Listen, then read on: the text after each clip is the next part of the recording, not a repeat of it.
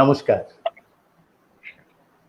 নমস্কার। খাওয়া বসিয়েছে অতিমারি, তাই আছি মহা সংকটে। মূর্তি আসেনি, এবারে আমরা পুজোটা করছি ঘটে। পাশের পাড়ায় মূর্তি এসেছে, খুব ছোট, এক চালা। দেবী পড়েছেন আগের মতোই, পদ্ম ফুলের মালা। নিয়ম নিষ্ঠা একই আছে, তবে কমেছে আড়ম্বর। ছোঁয়াচ বাঁচিয়ে চলেছে সবাই, কেউ নয় কারো পর। নতুন পোশাক পরেছে অনেকে, মাস্ক ঢাকা প্রতি মুখে। ছোটরা কিন্তু আগের মতোই মাতে ক্যাব বন্দুকে। লোকজন কম মণ্ডপে, কেউ চেনা মুখ দেখে ডাকে। হাত মেলায় না, তবু তারা ঠিক স্যানিটাইজার মাখে। ঢাক বাজে, চলে ঠাকুর দেখাও। সকাল সন্ধে রাত, থিম নেই, তাই এবছর নেই লাইনের উৎপাত। বাজেট কমেছে প্রতিটি পুজোয়, আলো কম, নেই গান। প্রতিটি কমিটি করেছেন টাকা ত্রাণ তহবিলে দান। অন্য রকম দুর্গা পুজোয় রয়েছে সবাই মেতে। চিন্তার যেন হয় অবসান, আনন্দ যেন যেতে।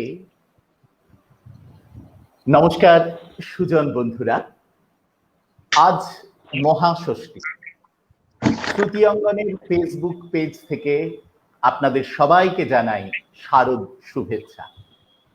হ্যাঁ, এবারে পুজোটা সত্যি অন্য রকম। মণ্ডপে মণ্ডপে মা এসে গেছেন, কিন্তু আদালতের নির্দেশে আমাদের মণ্ডপে যাওয়া মানা। সত্যি যে অবস্থার মধ্যে দিয়ে আমরা চলেছি, আমরা যদি নিজেদের একটু সংযত না রাখি, আমরা যদি একটু সংযমী না হই, তাহলে আমাদের জন্য বোধহয় একটা বিভীষিকাময় দিন অপেক্ষা করে আছে। আর আমরা যদি একটু সংযত থেকে আমাদের বিশেষজ্ঞরা, চিকিৎসকরা যে সমস্ত বিধিনিষেধ বলছেন সেগুলো যদি মেনে চলি, তাহলে হয়তো আর কিছুদিনের মধ্যে এই যে ৮ মাস ধরে আমরা সংগ্রাম লড়াই চালাচ্ছি, তা হয়তো কিছুটা আমাদের আয়ত্তের মধ্যে চলে আসবে। এই বার্তা রেখেই আমরা শুরু করছি বৃহস্পতিবারের ধারাবাহিক আন্তর্জাল আড্ডা খুলে দাও দ্বারের দ্বাদশ পর্ব। হ্যাঁ, প্রতিবারের মতন এবারেও বেশ কয়েকজন গুণী মানুষ আমাদের আজকের এই অনুষ্ঠানে সমবেত হয়েছেন। আমাদের মধ্যে আছেন এ সময়ের প্রখ্যাত বাচিক শিল্পী এবং নাট্য ব্যক্তিত্ব শ্রীমতী বিজয় লক্ষ্মী বর্মন। বিজয় লক্ষ্মীর সামনে বসে আমার কিছুদিন আবৃত্তি চর্চার সুযোগ হয়েছিল, সে আমার অনন্য অভিজ্ঞতা। দিদি, আপনাকে আজকে আমাদের মধ্যে পেয়ে শ্রুতি অঙ্গনের পক্ষ থেকে এবং উপস্থিত শ্রোতা দর্শকদের পক্ষ থেকে আপনাকে নমস্কার জানাচ্ছি এবং কৃতজ্ঞতা জানাচ্ছি আপনি আমাদের মধ্যে এসেছেন। আমিও উৎসবের দিনে সকলকে শুভেচ্ছা জানাচ্ছি। আর বলি, মণ্ডপে যদি নাও যেতে পারি, রাস্তায় ঘুরে বেড়াতে যদি নাও পারি, তবু আনন্দটা তো মনে মনে মনে মনে আনন্দ করব। ঠিক তাই, ঠিক তাই। হ্যাঁ, আর আমাদের মধ্যে আজকে আমরা পেয়েছি এই প্রথম আমরা শ্রুতি অঙ্গনের পক্ষ থেকে দু দেশের বেড়া জাল ডিঙিয়ে আমরা একদম নিজেদের মধ্যে জড়িয়ে নিয়েছি বাংলাদেশের প্রখ্যাত আবৃত্তি শিল্পী পারভেজ চৌধুরীকে। শুধু বাংলাদেশি বা বলি কেন, এপার বাংলা ওপার বাংলা দুই বাংলাতেই পারভেজ ভাই ভীষণভাবে সমাদৃত। দু জায়গাতেই বিভিন্ন মঞ্চে এবং ইলেকট্রনিক মিডিয়ায় তিনি অনুষ্ঠান করেছেন, করছেন। পারভেজ ভাই, আপনাকে আজকে আমাদের মধ্যে পেয়ে আমাদের ভীষণ ভীষণ আনন্দ লাগছে। আমাদের সবার পক্ষ থেকে আপনি অভিবাদন গ্রহণ করুন। আপনাকে পেয়ে আমরা ভীষণ খুশি। আমার পক্ষ থেকেও আপনারা অভিবাদন গ্রহণ করুন।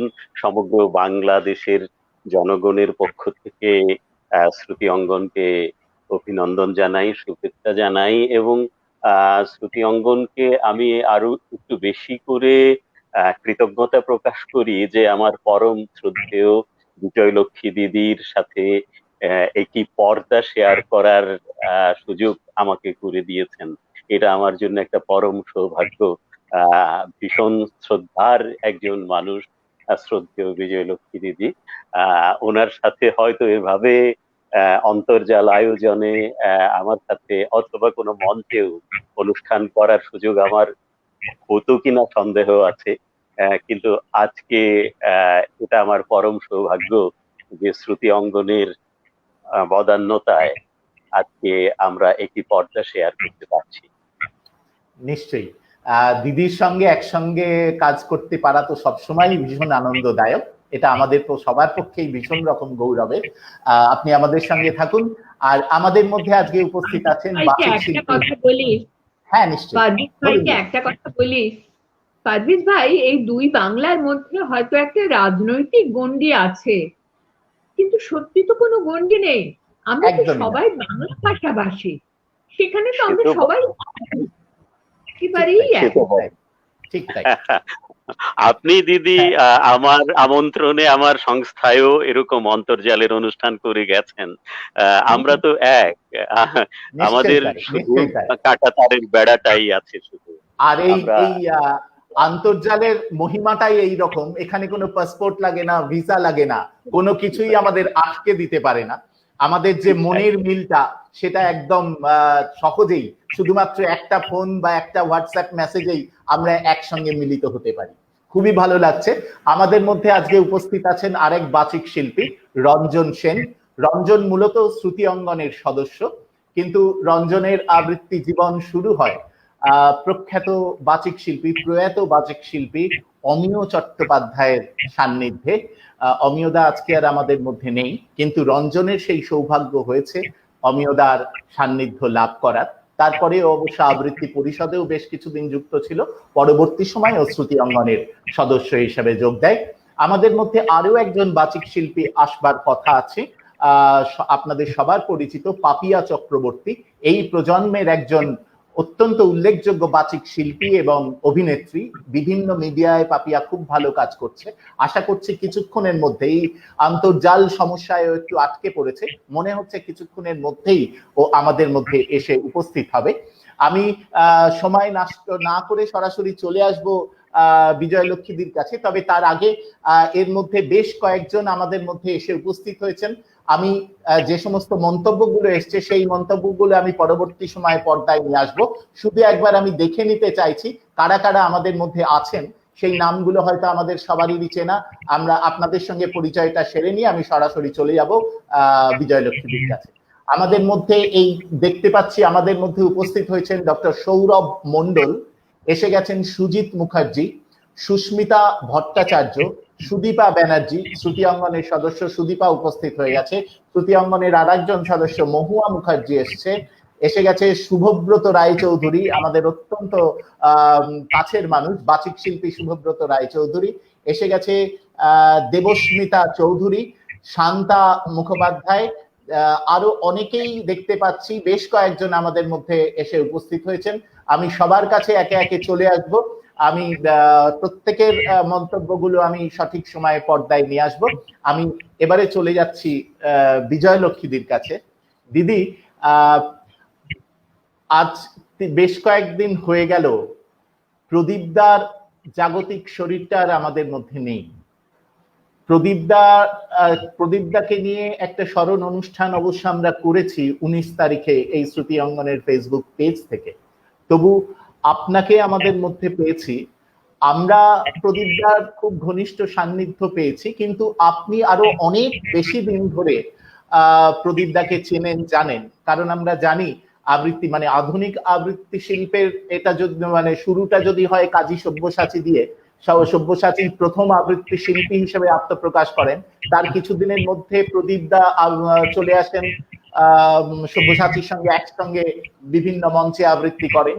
পরবর্তীকালে আমরা পেয়ে যাই পাঠ্যদা, গৌরীদি, পাঠ্যঘোষ, গৌরী ঘোষ, দেবদুলাল বন্দ্যোপাধ্যায়, এবং এর কিছুদিন পরেই এক ঝাঁক তরুণ তরুণী আপনারা, আপনি, প্রণতিদি, প্রণতি ঠাকুর, উৎপল দা, এনারা সবাই একদম ওই প্রতিযোগিতার মধ্যে থেকে আপনারা চলে এলেন বিভিন্ন অনুষ্ঠানে পাদপ্রদীপের আলো।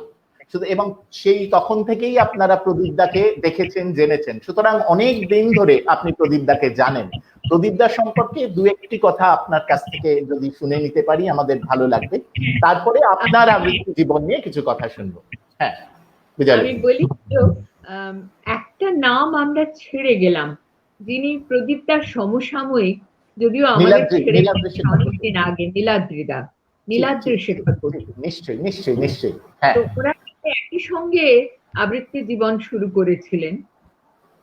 তো প্রদীপদাকে সত্যি আমি দেখছি 60-এর দশক থেকে, মানে দেখছি হয়তো আরো আগে থেকে। আমি তখন কলেজে পড়ি, 60-এর দশকও শুরু হয়নি, তখন প্রথম আমাদের কলেজের অনুষ্ঠানে আবৃত্তি করতে এসেছিলেন। আসার কথা ছিল কাজী সব্যসাচী এসেছিলেন, কিন্তু বললেন যে আজ আমার শরীরটা ভালো নেই, আজকে আমি কিছু বিশেষ করছি না, এই যে আমার সঙ্গে আছে তরুণ প্রদীপ ঘোষ, ও আজকে আপনাদের আবৃত্তি শোনাবে। তো তখন সত্যি প্রদীপ ঘোষ তরুণ, সেটা আমি বলছি 68-69 সালের কথা, বহুকাল আগে। তখন প্রদীপদার আবৃত্তি শুনে মুগ্ধ হয়ে গিয়েছিলাম। এমনি মানে পুরো প্রদীপদার চেহারা, প্রদীপদার দাঁড়ানো, প্রদীপদার গলা, প্রদীপদার আবৃত্তির উচ্চারণ এবং সংকলন, সমস্তটাই আমাদের এত মুগ্ধ করেছিল যে আমরা যে খুব আফসোস করছিলাম যে কাজী সব্যসাচীকে শোনা হলো না, সেটা প্রায় মুছে গিয়েছিল প্রদীপদার আবৃত্তি শুনে। তারপরে একটু একটু করে পরিচিত হতে পেরেছি, কাছাকাছি আসতে পেরেছি, বঙ্গ সংস্কৃতি সম্মেলনে শুনেছি আবার ওনার আবৃত্তি। তারপরে তো বহুবার সামনাসামনি, রেকর্ডে, ক্যাসেটে সবসময় শুনেছি। আমার মনে পড়ে প্রদীপদার ছোট ভাই বিশ্বদীপ, ও আমাদের সঙ্গে আবৃত্তির প্রতিযোগিতায় তখন করত। তো তখন কামাল পাশা বেরোবে, মানে রেকর্ডিং করা হয়েছে, বিশ্বদীপ খুব ওর দাদার কথা বলতো। বিশ্বদীপ কিছুদিন আগেই চলে গেছে, প্রদীপদার আগেই। কিছুদিন আগে। হ্যাঁ, বিশ্বদীপ খুব বলতো, মানে খুব দাদা দাদা করতো। তো ও বলেছিল যে আমার দাদা এরকম খুব দুশ্চিন্তায় আছেন, কেননা এইখানে মিউজিক একটা লাগছেই, তো মিউজিক সহ শ্রোতারা এটা গ্রহণ করবেন কিনা এটা নিয়ে খুব চিন্তায় আছে দাদা। তো তারপরে তো সত্যি আমরাও তখন বুঝতে পারছি না যে আবৃত্তিতে আবহ যোগ করাটা ব্যাপারটা কিরকম, কিন্তু যখন সেই তখন কোথায় রেকর্ডে বেরিয়েছিল, রেকর্ড যখন প্রথম শুনলাম, অদ্ভুত অনুভূতি, এবং বাস্তবে এখনো পর্যন্ত এত শুনেছি, ওই কামাল পাশা ভুলবার নয়। ঠিক তাই, ঠিক তাই। আমার প্রদীপটাকে আভূমি শ্রদ্ধা প্রণাম। আরো একটা ব্যক্তিগত কথা, বছর 4 আগে আমার স্বামী যখন মারা যান, তখন প্রদীপদা বারবার আমাকে ফোন করেছেন, খবর নিয়েছেন, কেমন আছি, কি খাচ্ছি, ঠিক মতো খাওয়া দাওয়া করছি কিনা। কাজের দিন এসে দাঁড়িয়েছেন, খুব অভিভাবকের মতন, একজন বড় দাদার মতন খোঁজ রেখেছেন। প্রদীপদার কথা সত্যি। হ্যাঁ, উনি তো এটা মানে মানুষ হিসেবে তো ওনার কোনো তুলনাই নেই। সবার প্রয়োজনে উনি তো ফোন করতেন, খোঁজ খবর নিতেন, নিজের অত শরীর খারাপের মধ্যেও বিভিন্ন জনের সঙ্গে যোগাযোগ রাখতেন। এটা তো আমাদের কাছে পাওনাই, কোনোদিনই এগুলো ভুলতে পারবো না। দিদি, আপনার কাছে আসি। আপনাকে আমাদের শ্রোতা দর্শকরা আজকে পেয়ে অধীর আগ্রহে অপেক্ষা করছে। আপনার কাছে আবৃত্তি শোনবার জন্য তারা তো উন্মুখ হয়ে আছে। তবে আবৃত্তি শোনার আগে আপনার আবৃত্তি জীবন যেভাবে শুরু হলো, কিভাবে আপনি আবৃত্তি জগতে এলেন, সেই প্রথম দিকের কথা যদি একটু শুনে নিতে পারি খুব ভালো লাগবে। বলে নিয়ে আপনার কণ্ঠে যদি একটি কবিতার আবৃত্তি। আবৃত্তিতে আসি। ঠিক আছে, কথা না, ঠিক আছে, আপনি আবৃত্তি করে নিন, তারপর কথায় আসবো। ঠিক আছে, আবৃত্তিতে আসবো। রবীন্দ্রনাথের একটা কবিতা, প্রায় প্রথম দিকেরই, কিন্তু এই কবিতাটা আমার খুব ভালো লাগে, খুব বেশি কাউকে করতে শুনিনি। দিনও শেষ হয়ে এলো, আঁধারিল ধরণী, আর বে কাজ নাই তরণী, হাগু এ কাদের দেশে বিদেশি নামিনু এসে, তাহারে শুধানু হেসে যেমনি, অমনি কথা না বলি, ভরা ঘট ছলো ছলি, নত মুখে গেল চলি তরুণী। এ ঘাটে বাঁধিব মোর তরণী, নামিছে নীরব ছায়া ঘন বন শয়নে, এদেশ লেগেছে ভালো নয়নে, স্থির জলে নাহি সারা, পাতাগুলি গতি হারা, পাখি যত ঘুমে সারা কাননে, শুধু এ সোনার সাঁচে, বিজনে পথের মাঝে, কলস কাঁদিয়া বাজে কাঁপনে, এদেশ লেগেছে ভালো নয়নে।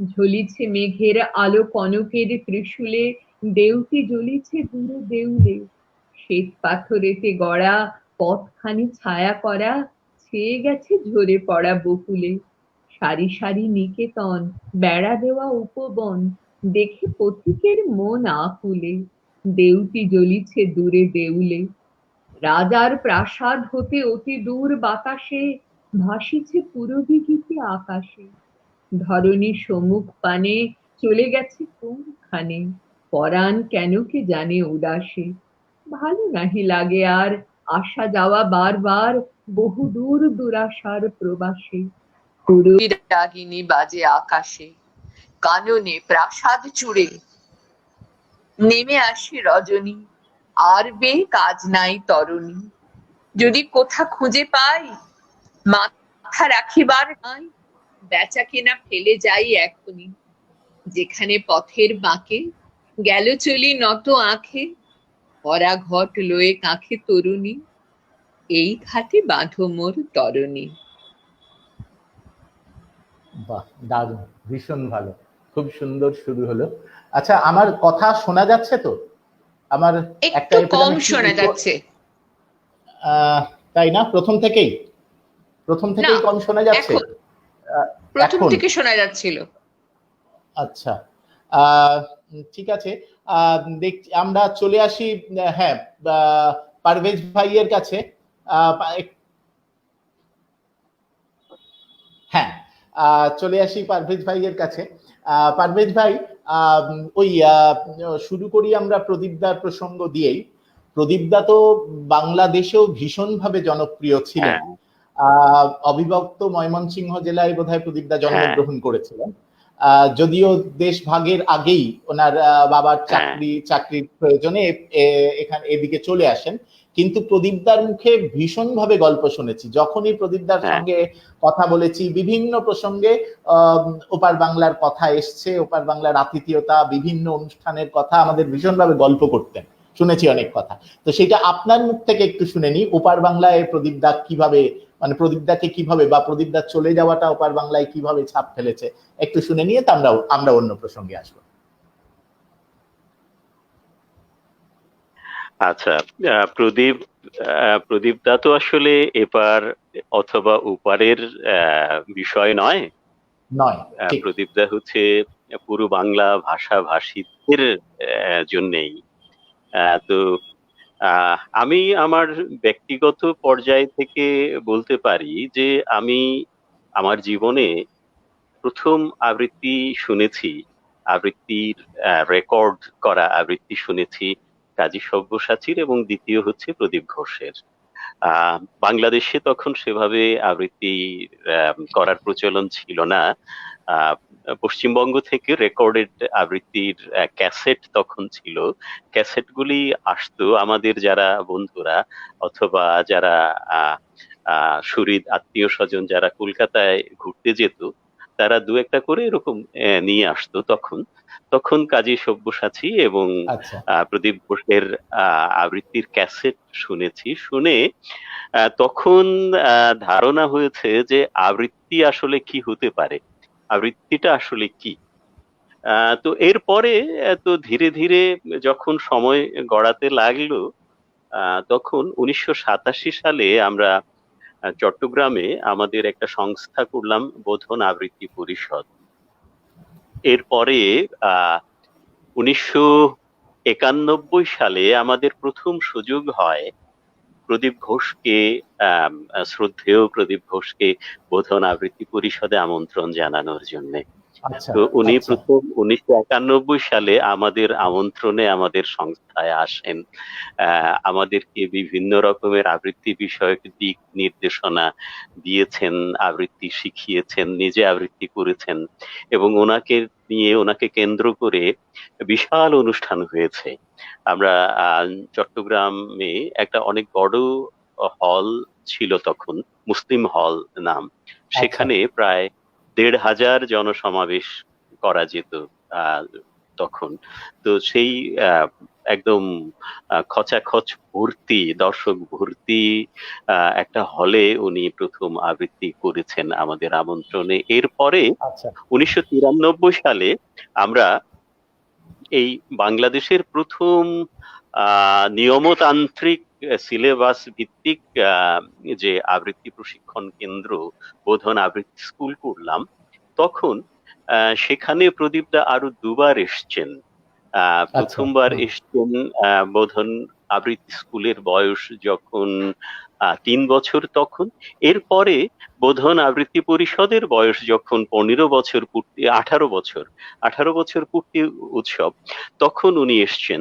মোট 3বার তিনি বোধন আবৃত্তি পরিষদে এসছেন আমাদের আমন্ত্রণে। তো মানুষটাকে আমি দেখেছি যেভাবে, যে আসলে কি, যে এমন নিরহংকার অনাড়ম্বর মানুষ, আহ এত বড় একজন শিল্পী, এত মহৎ শিল্পী আমার কখনোই অন্য কোথাও, অন্য কোনো শিল্পীর মধ্যে আমি দেখি নাই। এত মহত্ব, এত অনাড়ম্বরতা আমি দেখি নাই। যে আমরা আসলে যখন 1991 সালে, আসলে আমাদের বয়স তখন খুব একটা বেশি ছিল না, কিন্তু উনি আমাদেরকে যেভাবে বন্ধুর মতো আপন করে নিয়েছেন, বুকে জড়িয়ে ধরেছেন, কাঁধে হাত রেখে চলেছেন, সেটা আসলে প্রচন্ড রকমের অভিভূত ছিলাম।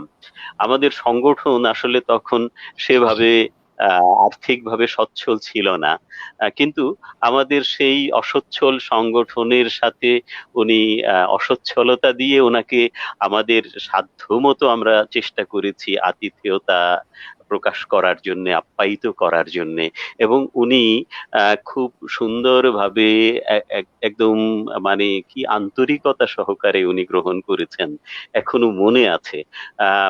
যখন আসলে সেসব কথা উনি প্রয়াত হওয়ার সংবাদ যখন আসলে পেয়েছি, মনে হচ্ছিল যে চোখের সামনে সিনেমার মতো সেসব স্মৃতি ভেসে উঠছে। স্মৃতি এবং এবং বাংলাদেশ আসলে গভীর শোকাভিভূত ওনার প্রয়াণে। বাংলাদেশের আবৃত্তি জগৎ গভীর শোকাভিভূত।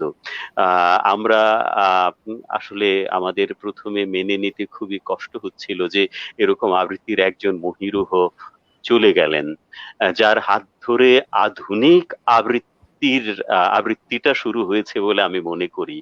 যে কণ্ঠকে নির্ভর করে যে আবৃত্তির চর্চাটা হতে দেখেছি, সেই চর্চা হতে একদম পুরো 180 ডিগ্রি বেরিয়ে এসে আবেগ নির্ভর আবৃত্তিটা শুরু হতে দেখেছি প্রদীপ ঘোষ মহাশয়ের কাছ থেকে।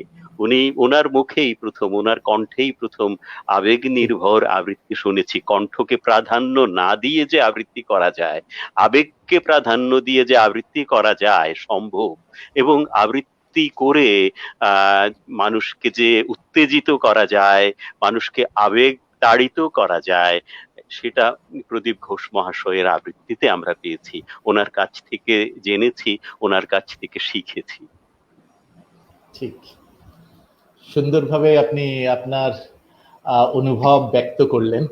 আসলে এই ধরনের মানুষ, আমি বলি ক্ষণজন্মা মানুষ, মানে একটা শিল্পকে ওনারা কয়েকজন একেবারে বিকশিত করেছেন, প্রস্ফুটিত করেছেন, শিল্পটাকে হাতে ধরে সবার মধ্যে চারিয়ে দিয়েছেন।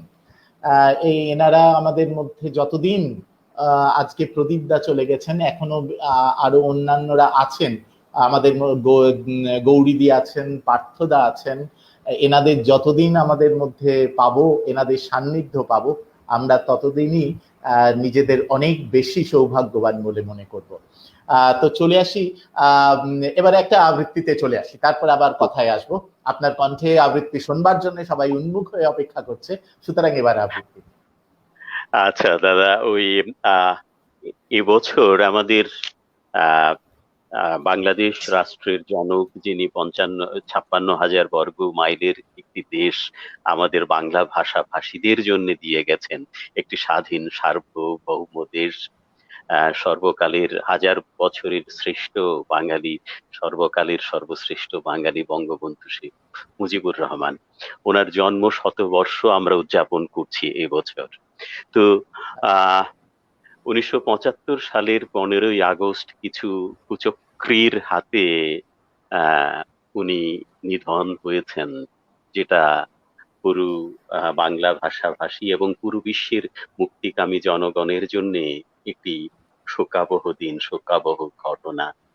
আহ সেই আহ আহ আবহের উপরে ভিত্তি করে 15ই আগস্ট ওনাকে হত্যা করা হয়েছে।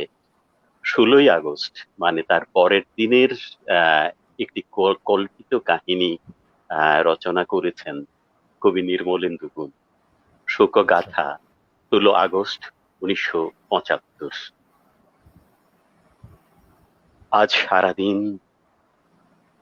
আমার চতুর্দিকে বড় শোকাচ্ছন্ন নীরবতা ছিল।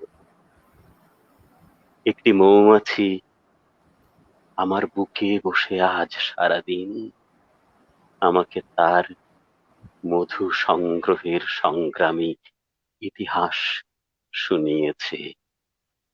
কাছেই কোথাও জন্ম হবে নতুন শিশুর, তার চিৎকার করা মুখের জন্য চাই নীল পদ্মের মধু। প্রহরী প্রহরী বলে আমি একবারও চেঁচিয়ে উঠিনি। আমার প্রসারিত হাত থেকে খসে পড়েছে ক্লান্ত অনামিকা। বুক থেকে পাঁজর সহ হৃৎপিণ্ড ছিটকে পড়েছে দূরে কোথাও। তবু ওই অনাগত শিশুর লাল টুকটুকে জিহ্বার স্বপ্ন দেখে দেখে আমি সারাদিন খুলে রেখেছিলাম আমার রক্ত মধু ভাণ্ডারের মুখ। আমার প্রতিটি অঙ্গ প্রত্যঙ্গ ছিল পরস্পরের ব্যথিত কফি। আজ সারাদিন আমার নিদ্রাহীন চোখ দুটো মগ্ন ছিল সম্পূর্ণ নতুন এক নিদ্রার আস্বাদনে। খুব ক্লান্তি ছিল, খুব ক্লান্তি ছিল আজ সারাদিন। সকালে সূর্য এসে ফিরে গেছে। আমি তাকে বসতে বলিনি। কোথায় বসতে দেব তাকে? কোথায় বসতে দেব? রক্ত আর বারুদের ধূপ গন্ধে আঙ্গিনায় সারাদিন ঝরেছে গোলাপ। আমি তার অভিমান থামাতে পারিনি। আমার হাতের ভাগ্য রেখা বেয়ে সারাদিন লাল পিঁপড়েরা দল বেঁধে উঠেছে পর্বত শৃঙ্গে। কখনো বা অভ্যেস বশত কামড় দিয়েছে চামড়ায়। যদি কিছু রক্ত মেলে, আমি আমার হাতের মুঠ সারাদিন খুলে রেখেছিলাম সবার জন্য। আমার মুখশ্রীকে আমি যতদূর সম্ভব অবিকৃত রেখেছিলাম আমার সন্তানদের কথা ভেবে। আমার মৃত মুখশ্রীতে পিতা পিতা বলে লুটিয়ে পড়েছিল আমিহীন শ্রাবণের প্রথম বিকেল। মুহূর্তের জন্য তখন খঞ্জর রূপান্তরিত হলো চুম্বনে। নারকেল গাছের পাতা ছুঁয়ে নেমে এলো সায়াহ্নের শেষ আলো। নিস্তব্ধ ঝিলের জল থেকে উঠে আসা লাল শাপলাগুলো গোধূলির ত্রস্ত কিশোরীর মতো আর চোখে আমাকে দেখলো শেষবার। তারপর ডুব দিল লেইকের লেলিহান জলে। বিদায়ের শেষ অস্তরাগে রাঙা হয়ে উঠল আমার উন্মুক্ত চোখের দুটি পাতা। সন্ধ্যায় সতর্ক প্রহরারত সৈনিকের ব্যূহ ভেদ করে আমার শয্যার পাশে এসে দাঁড়ালেন সেই কবি, যার কলম আপন ছায়ার মতো অনুসরণ করত আমাকে। তিনি এসে নত হলেন আমার ক্ষত উৎকীর্ণ বুকের উপরে, আমার নিশ্চল দেহে স্থাপন করলেন তাঁর উষ্ণ আলিঙ্গন, স্পর্শ করলেন আমার উড়ে যাওয়া স্কন্ধের ভয়াল গহ্বর। কি অদ্ভুত মমতা মাখা সেই স্পর্শ! আমি প্রাণ নিয়ে জেগে উঠতে চাইলুম, কিন্তু চোখ জাগলো না। আমি তাকে আলিঙ্গনে জড়াতে চাইলুম, হাত নিথর হয়ে থাকলো। আমি চিৎকার করে কথা বলতে চাইলুম, আমার স্বর মুক্ত হলো না। আমার প্রিয় রবীন্দ্রসঙ্গীত গুলি গাইলেন না কোন শিল্পী। আমার রুহের মাগ ফেরাত কামনা করলেন না কোনো ইমাম। আমার মুখ ঢেকে দেয়া হলো না কোনো শুভ্র কাফনে। গোপন আখির জলে আমাকে ভিজিয়ে দিয়ে ঝরতে থাকলেন,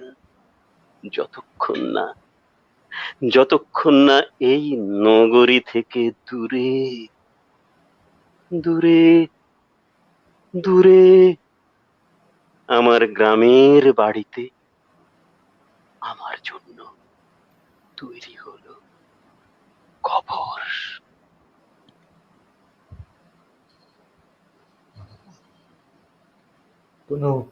এরপর কোনো কথা বলতে ইচ্ছে করছে না, মনে হচ্ছে নীরব থাকি, চুপচাপ বসে থাকি। এত মানে এত ভালো লাগছে, মানে এমন ভাবে শেষ হলো, তার আমার কথা বলতে ইচ্ছেই করছে না। যাই হোক, ভীষণই ভালো। আমরা চলে আসি। দিদি, আপনি কিছু বলছিলেন? দিদি, আপনি কিছু বলবেন? না না দিদি, আচ্ছা, হ্যাঁ,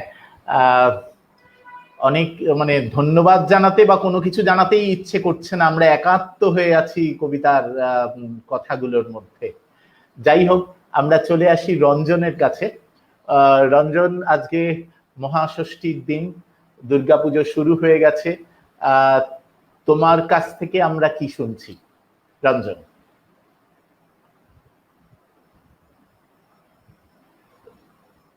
রঞ্জন শোনা যাচ্ছে না, রঞ্জন শোনা যাচ্ছে না।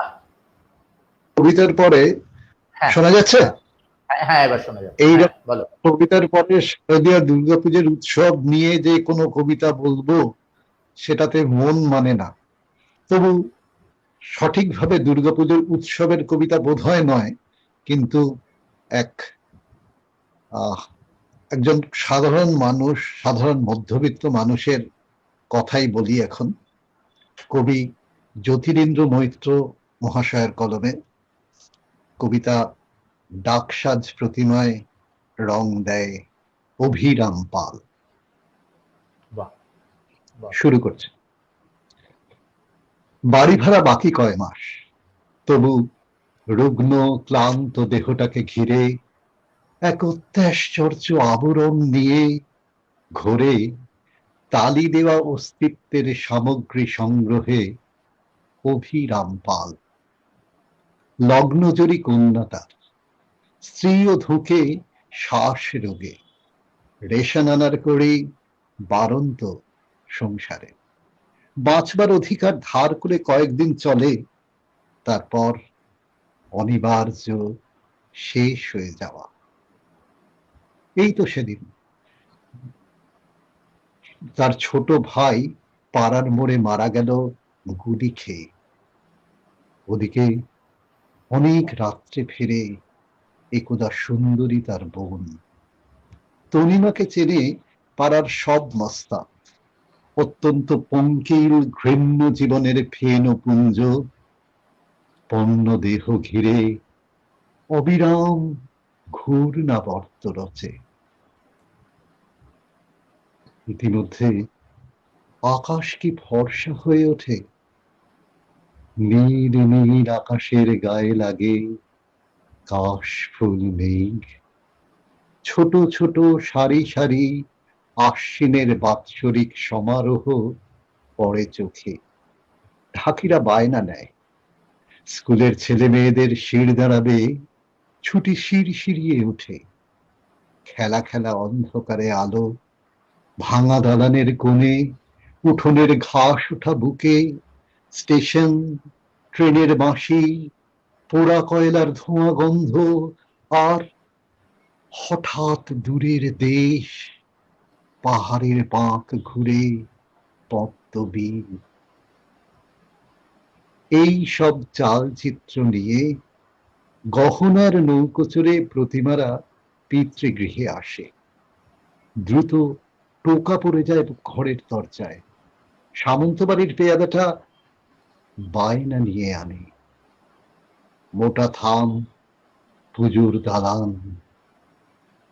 ভুলে গেল আজ কাল পরশুর কথা, ভুলে গেল অনশন, অর্ধাসন, বিরোধ, বিদ্রোহ আর মিছিলের সং, সব ভুলে গিয়ে আশ্বিনের সোনার সকাল, ডাক সাজ প্রতিমায় রং দেয় অভিরাম পাল।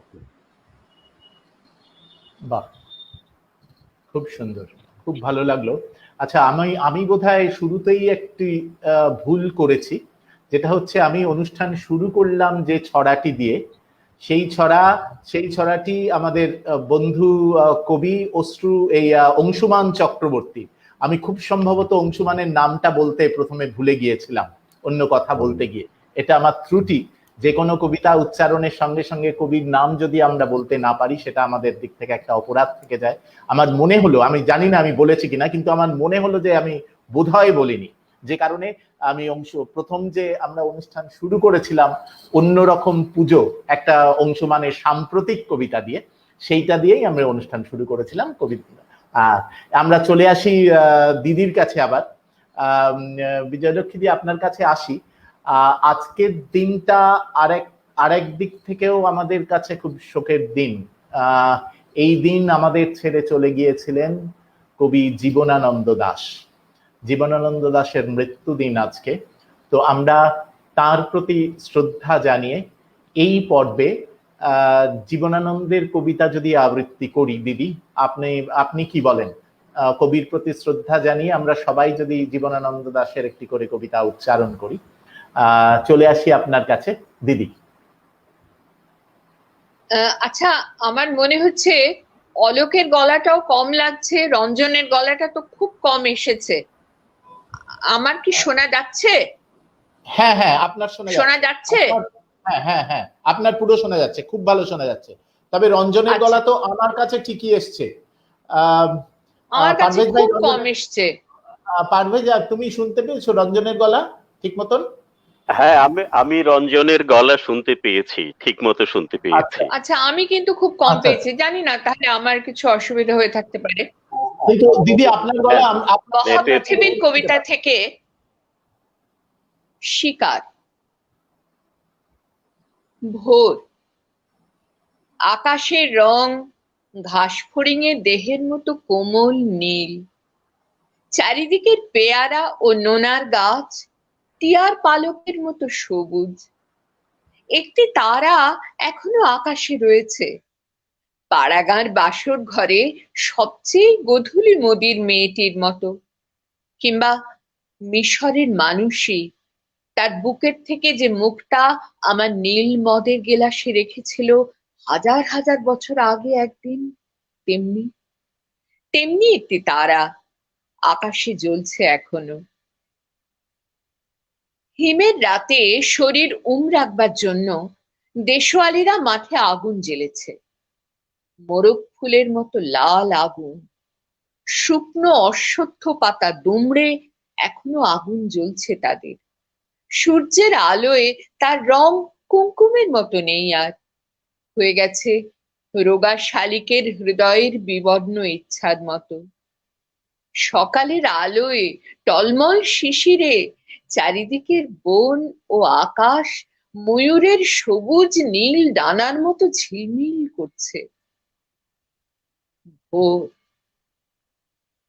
সারা রাত চিতাবাঘিনীর হাত থেকে নিজেকে বাঁচিয়ে বাঁচিয়ে নক্ষত্রহীন মেহগনির মতো অন্ধকারে সুন্দরীর বন থেকে অর্জুনের বনে ঘুরে ঘুরে সুন্দর বাদামি হরিণ এই ভোরের জন্য অপেক্ষা করছিল।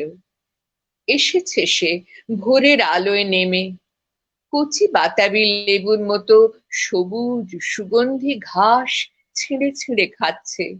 নদীর তীক্ষ্ণ শীতল ঢেউয়ে সে নামলো, ঘুমহীন ক্লান্ত বিহ্বল শরীরটাকে স্রোতের মতো একটা আবেগ দেবার জন্য। অন্ধকারের হিম কুঞ্চিত জরায়ু ছিঁড়ে ভোরের রৌদ্রের মতো একটা বিস্তীর্ণ উল্লাস পাবার জন্য। এই নীল আকাশের নিচে সূর্যের সোনার বর্ষার মতো জেগে উঠে সাহসে সাধে সৌন্দর্যে হরিণীর পর হরিণীকে চমক লাগিয়ে দেবার জন্য।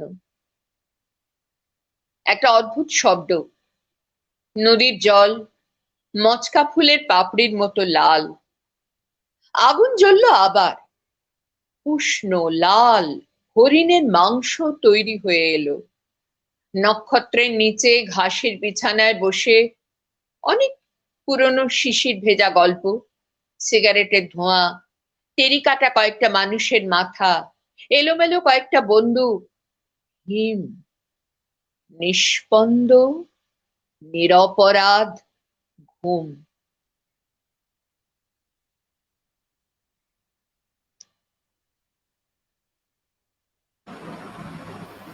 হ্যাঁ, দারুণ, খুব সুন্দর লাগলো, খুব ভালো লাগলো দিদি। আমরা চলে আসি পারভেজ ভাইয়ের কাছে। এর মধ্যে বলে রাখি, এর মধ্যে আমাদের বন্ধু বাচিক শিল্পীরা অনেকেই এসে গেছেন, বিভিন্ন মন্তব্য তারা করছেন। আমাদের মধ্যে উপস্থিত হয়েছেন রীনা দেব আছেন, স্বপ্না দে আছেন, স্বপ্না দে আমাদের মধ্যে আছেন, বেশ কয়েকটা মন্তব্য এর মধ্যে করেছেন। লিলুয়া থেকে আছেন পরিমল চক্রবর্তী, বহরমপুর থেকে আছে তুষার কান্তি ঘোষ, টরেন্টো থেকে আছেন কল্যাণ চক্রবর্তী, দ্বিজেশ চ্যাটার্জি আছেন আমার প্রতিবেশী, বহরমপুর থেকে আছেন সৌমেন চট্টোপাধ্যায়, আবৃত্তি শিল্পী রীতা দাস আমাদের মধ্যে আছেন। সবাই আমাদের বন্ধু স্থানীয় যারা বাচিক শিল্পী সবাই আজকে একে একে উপস্থিত হচ্ছেন এই উৎসবের দিনে। তোমাদের সবাইকে বলছি, তোমাদের পেয়ে আমাদের সত্যিই খুব ভালো লাগছে। তোমরা আমাদের সঙ্গে থাকো, এইভাবেই আমাদের উৎসাহ দাও। আমি চলে যাচ্ছি পারভেজ ভাইয়ের কাছে। পারভেজ ভাই, কি শুনছি এবারে? আজকে যারা পর্দার সামনে বসে আমাদের অনুষ্ঠান দেখছেন সবার জন্য শুভেচ্ছা, শুভকামনা জানাই। আমার মনে হয় কি অলোকদা, যে পারফর্ম যিনি করবেন ওনারটা রেখে বাকি মাইক্রোফোন গুলি অফ করে দিলে, মিউট করে দিলে মনে হয় শব্দগুলি ভালো শোনা যাবে। ঠিক আছে, তো যে আজকে না ইয়েতে ঢাকাতে সারাদিন সেই সকাল থেকে ভীষণ বৃষ্টি পড়ছে, মানে এখনো বৃষ্টি পড়ছে, সকাল থেকে সেই শুরু হয়েছে, এখনো থামার নামগন্ধ নেই। বৃষ্টি, ঝড়ো হাওয়া সবই চলছে আর কি। তো জীবনানন্দ দাশ যেহেতু এবার করছি আজকে ওনার স্মৃতির প্রতি, আজকে ওনার মৃত্যু দিবস, শোক প্রকাশ করছি ওনার মৃত্যু দিনে। আমার ভীষণ পছন্দের কবি, পরম শ্রদ্ধাভাজন, পরম শ্রদ্ধাবনত চিত্তে ওনার একটি কবিতা আবৃত্তি করছি, কেমন বৃষ্টি ঝরে। আমার মনে হয় যে আজকের ঢাকার আবহাওয়ার সাথে এই কবিতাটি বড্ড যায়, মিলে যায়। কলকাতাতেও মেঘলা হয়ে আছে সারাদিন, বৃষ্টি হয়নি, হয়তো মানে আবহাওয়াবাণী আছে যে হয়তো বৃষ্টি হবে, হয়তো রাত থেকেই বা কালকে শুরু হয়ে যাবে। হ্যাঁ, আপনি শুরু করুন। আচ্ছা, কেমন বৃষ্টি ঝরে, মধুর বৃষ্টি ঝরে, ঘাসে যে বৃষ্টি ঝরে, রোদেতে বৃষ্টি ঝরে আজ। কেমন সবুজ পাতা, জামির সবুজ আরু, ঘাস যে হাসির মতো, রোদ যে সোনার মতো ঘাসে, সোনার রেখার মতো, সোনার রিঙের মতো, রোদ যে মেঘের কোলে, তোমার গালের টোলে রোদ, তোমার গালের টোলে রোদ, তোমার চুলে যে রোদ, মেঘের মতন চুলে, তোমার চোখে যে রোদ, সেও যে মেঘের মতন চোখ। আকাশে সোনালি চিল পাখনা ছড়ায় কাঁদে, এমন সোনালি চিল, সোনালি রেণুর মতো ঝরেছে কান্না। আহা, মিশরে শুনেছি যেন কবে, আকাশে এমন ছেঁড়া ময়লা মেঘের রাশ, পড়েছে তাদের ছায়া নীলের ঘোলা জলে, নিঝুম পিরামিডে। এমনই সোনালি রোদ, সোনার থামের মতো, ঘিয়ের শিখার মতো রয়েছে আকাশ ছিঁড়ে, তবু কেঁদেছে সোনালি চিল। এমনই আকাশ ঘুরে, শুনেছি মিশরে আমি হাজার হাজার যুগ আগে। তোমার চুলে যে রোদ, মেঘের মতন চুলে, তোমার চোখে যে রোদ, সেও যে মেঘের মতন চোখ। কেমন বৃষ্টি ঝরে, মধুর বৃষ্টি ঝরে, ঘাসে যে বৃষ্টি ঝরে, রোদে যে বৃষ্টি ঝরে আজ, রোদে যে বৃষ্টি ঝরে আজ। আহা, আহা, দারুণ, ভীষণ ভালো, মুগ্ধতা, এক রাস মুগ্ধতা। হ্যাঁ, চলে আসি রঞ্জনের কাছে। রঞ্জন, রঞ্জন, তোমার কাছে আমরা কি শুনছি?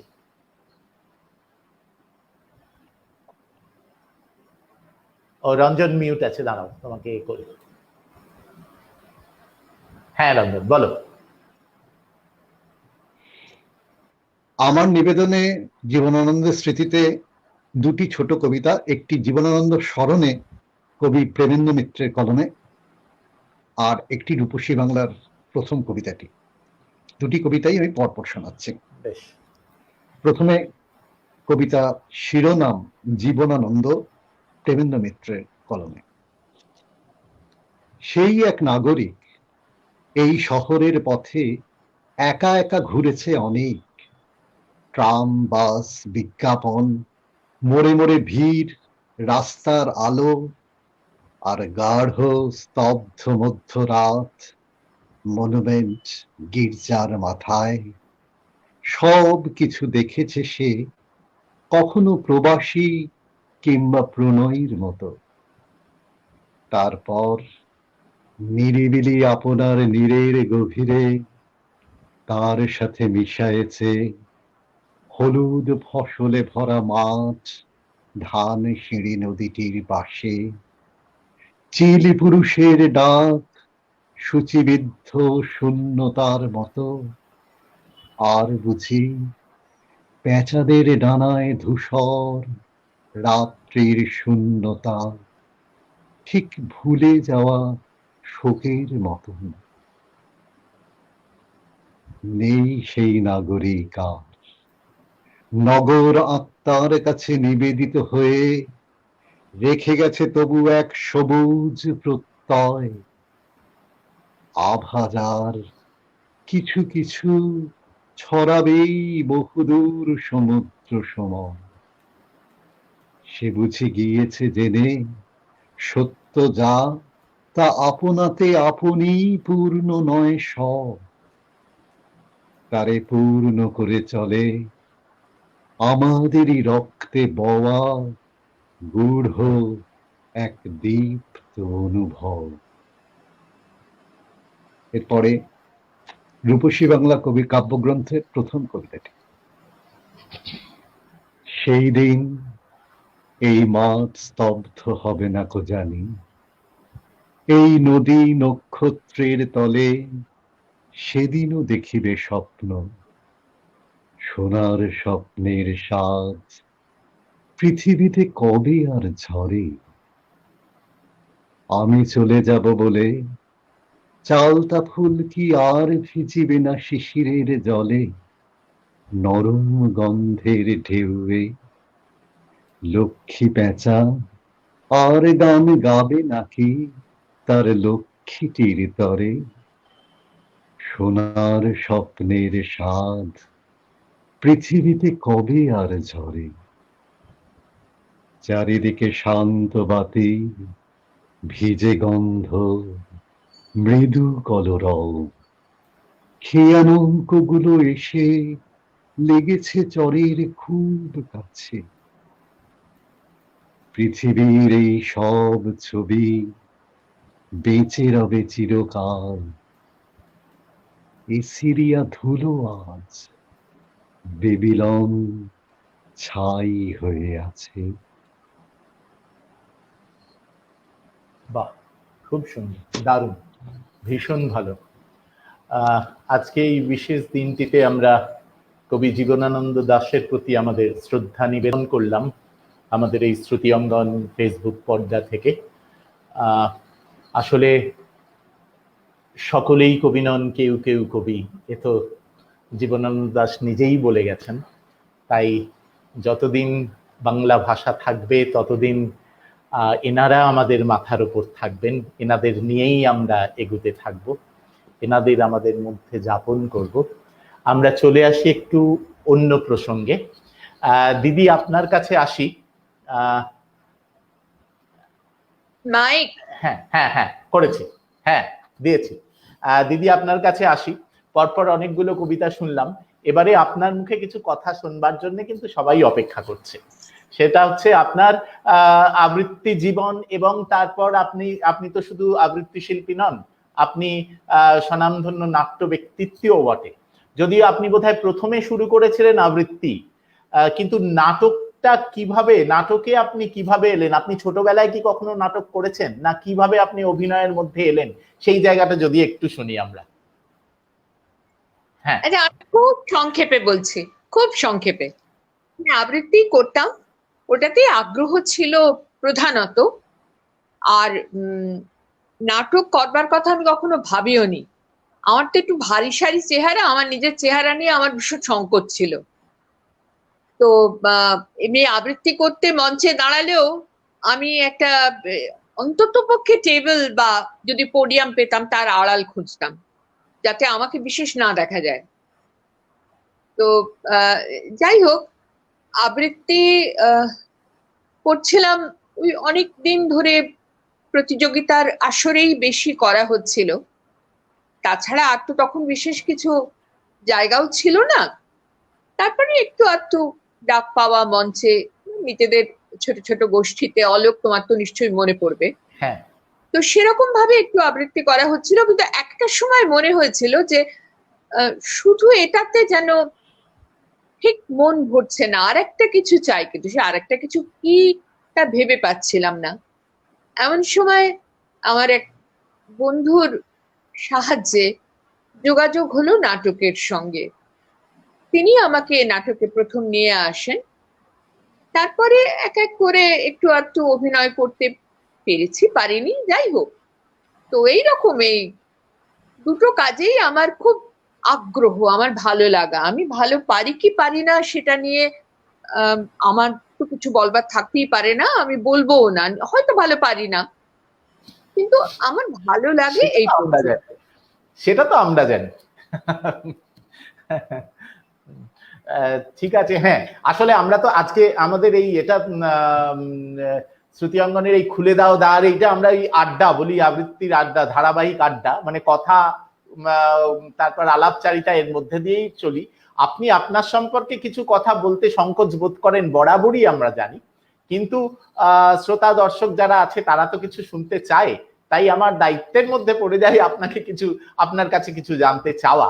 অধীর আগ্রহে তারা অপেক্ষা করে। আর এ কথা ঠিক যে শ্রুতি অঙ্গনের সঙ্গে আপনার দীর্ঘদিনের যোগাযোগ, মানে যখনই আপনাকে আমরা ডেকেছি আপনি এসেছেন, এবং এ কথা যারা শুনছেন তাদের কাছে অকপটে বলি, শ্রুতি অঙ্গন 1999 সালে শ্রুতি অঙ্গন যাত্রা শুরু করে।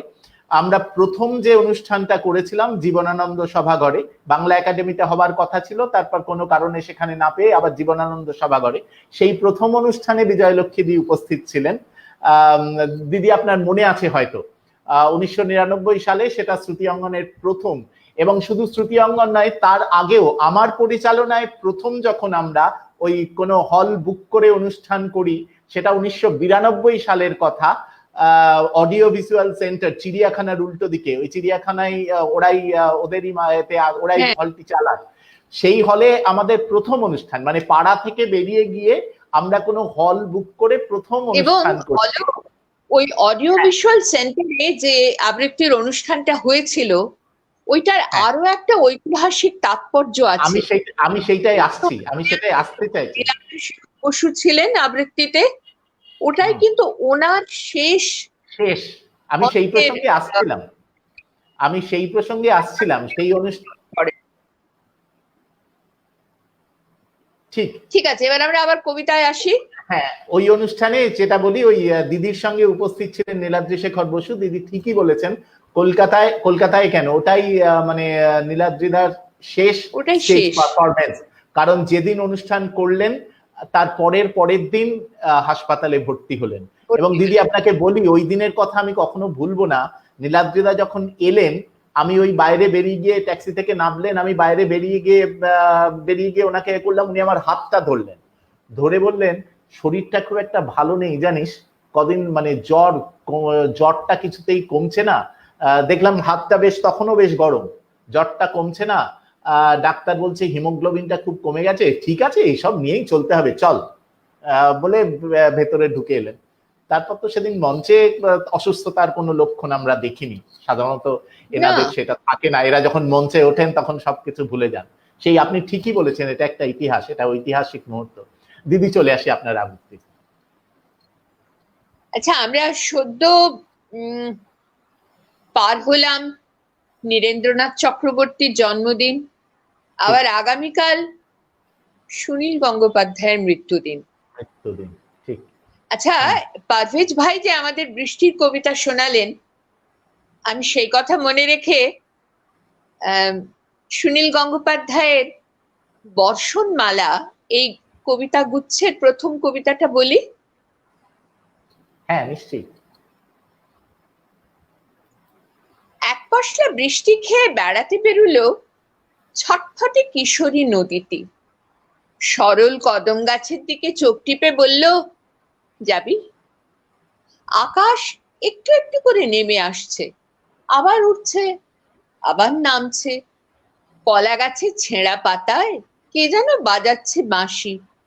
ও বাঁশিওয়ালা, তুমি একবার পুরুষ ফুলগুলোকে কাঁদাবে না? পেঁপে গাছের পিঁপড়ে ঝাঁপ দিল মহাশূন্যে, মাটি থেকে 7 ইঞ্চি উঁচু দিয়ে ঘরঘরিয়ে ছুটে গেল একটা রথ। রাস্তাটা একটু রাস্তা ছেড়ে সরে দাঁড়ালো। লিচু গাছের নতুন পাতারা পায়ের ধুলো নিচ্ছে পুরনো পাতাদের। ডানায় পতাকা উড়িয়ে কোঁচ বক নদীটিকে বলল, চল না কল্যাণেশ্বরীর মেলায়। নিম ফুলের মৌমাছি ভুলে গেছে ঘর গেরস্থালির কথা। দিনের আলোয় একটা সাদা পেঁচা উড়ে গেল রাত্রির দেশে। 3টে কাঠচাঁপা বন্দি করে রেখেছে রাজপুত্রের মতন এক টুকরো রোদ। ও বাঁশিওয়ালা, তুমি তোমার বন্ধুর ঘুম ভাঙাবে না? বাহ, দারুণ দারুণ, ভীষণ ভালো লাগে, দারুণ। এই সমস্ত কবিতা আজকে মন ভরে যাচ্ছে, একটার পর একটা যা কবিতা উপহার পাচ্ছি, আবৃত্তি উপহার পাচ্ছি, কোনো তুলনা নেই। এবং দর্শকরাও নিশ্চয়ই মোহিত হয়ে শুনছেন, তাদের বিভিন্ন মন্তব্যে সেগুলো চলেও আসছে। দিদি এক্ষুনি স্বপ্না দে আমাদের মধ্যে আছে, স্বপ্না দে আপনাকে উদ্দেশ্য করেই লিখেছে খুব সম্ভবত, কতদিন পর দি তোমাকে দেখছি শুনছি, রেডিওর সকালগুলো মনে পড়ছে। অলোকদা অনেক ধন্যবাদ তোমাদের এই আয়োজনের জন্য, বন্দি সময়ের এক ফালি আলো।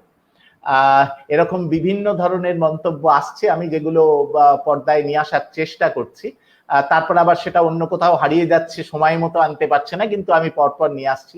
এই মন্তব্যটি একদম কাছাকাছি ছিল বলে নিয়ে এলাম। আচ্ছা, আপনাদের সবার অনুমতি নিয়ে আজকে দিদি উল্লেখ করলেন গত 19 তারিখ নীরেন্দ্রনাথ চক্রবর্তীর 96তম জন্মদিন আমরা পালন করেছি, উদযাপন করেছি। তো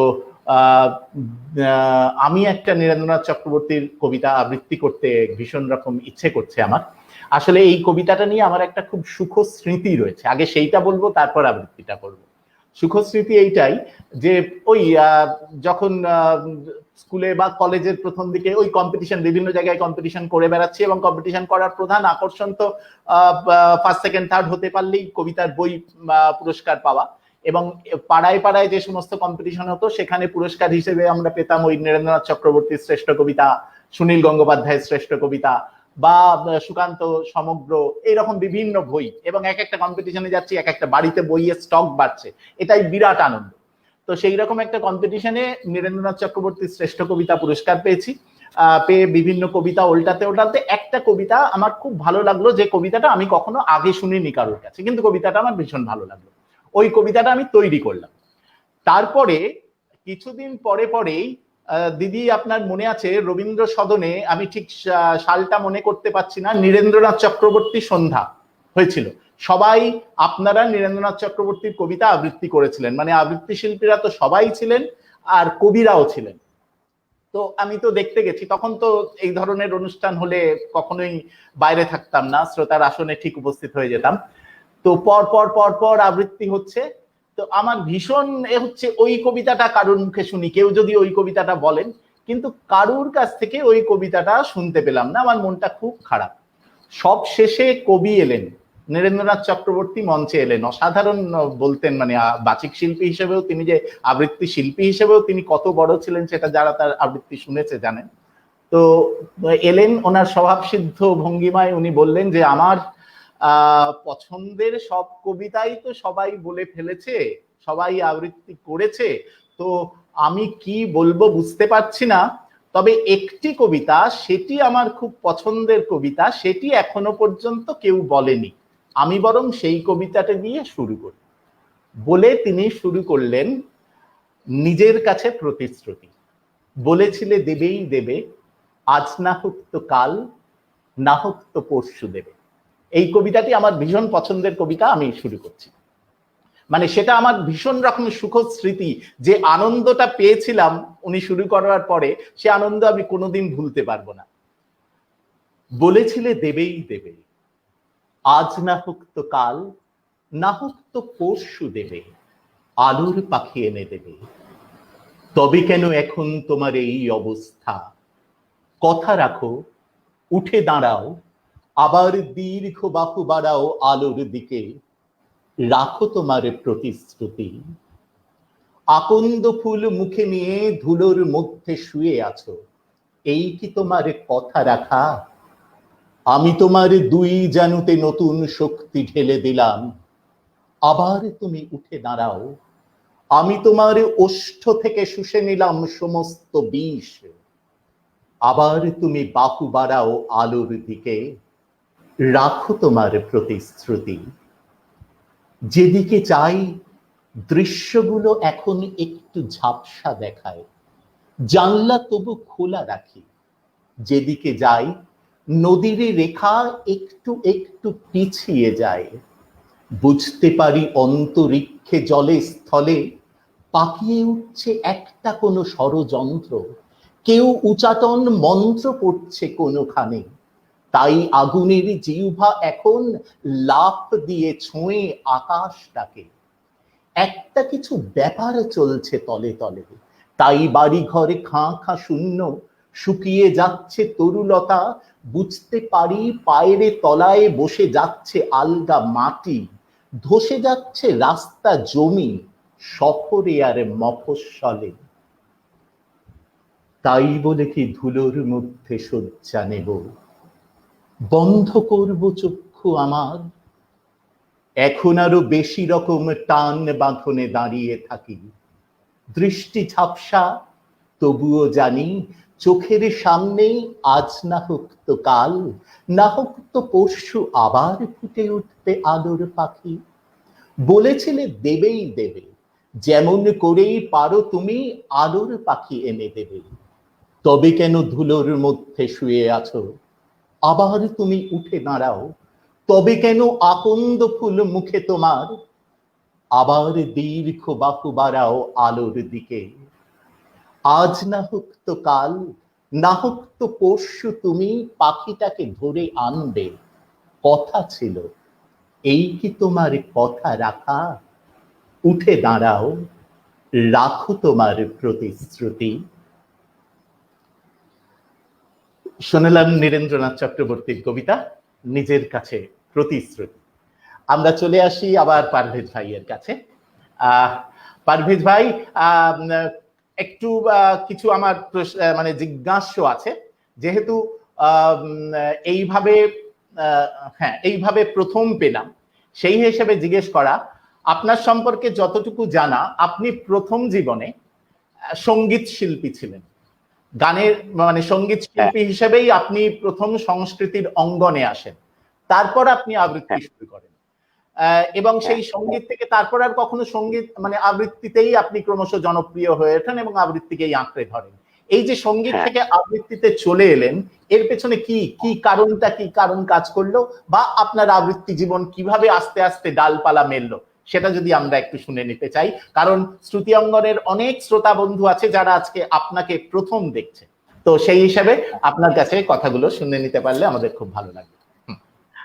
আচ্ছা,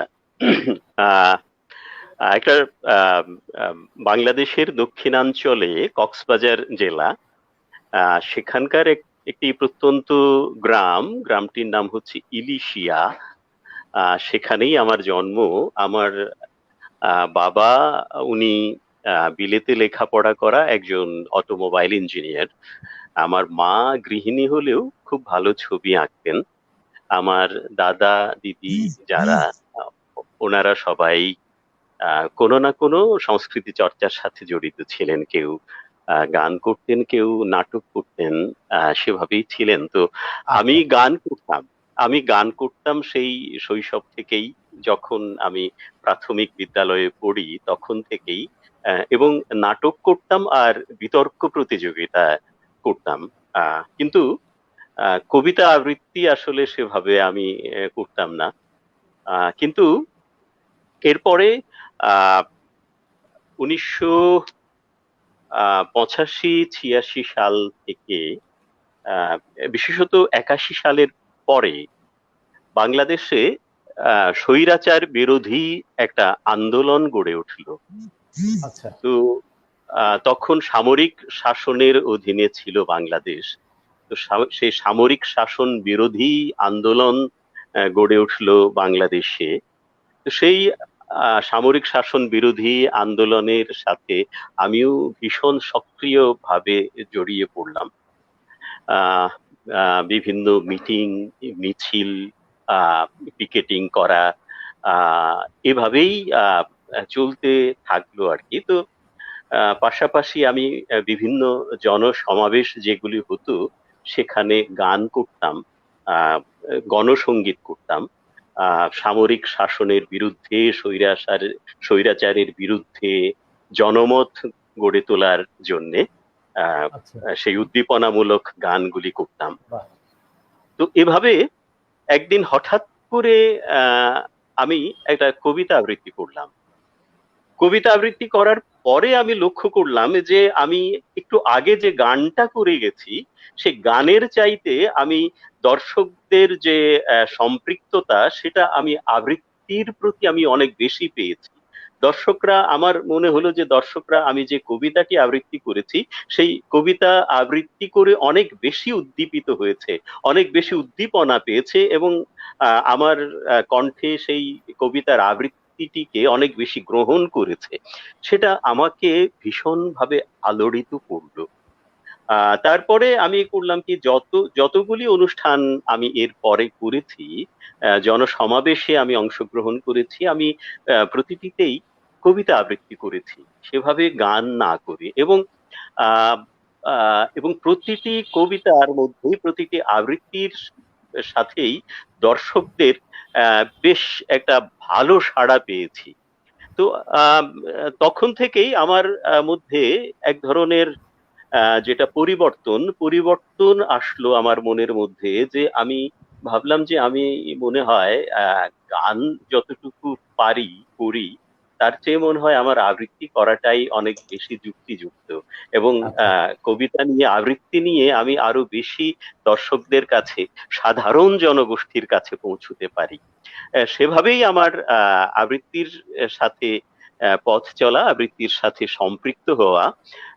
এরপরে 1987 সালে এসে আমি আমার বন্ধুদের সাথে মিলে চট্টগ্রামে শহরের প্রথম আবৃত্তি সংগঠন বোধন আবৃত্তি পরিষদ, সেটা গঠন করি।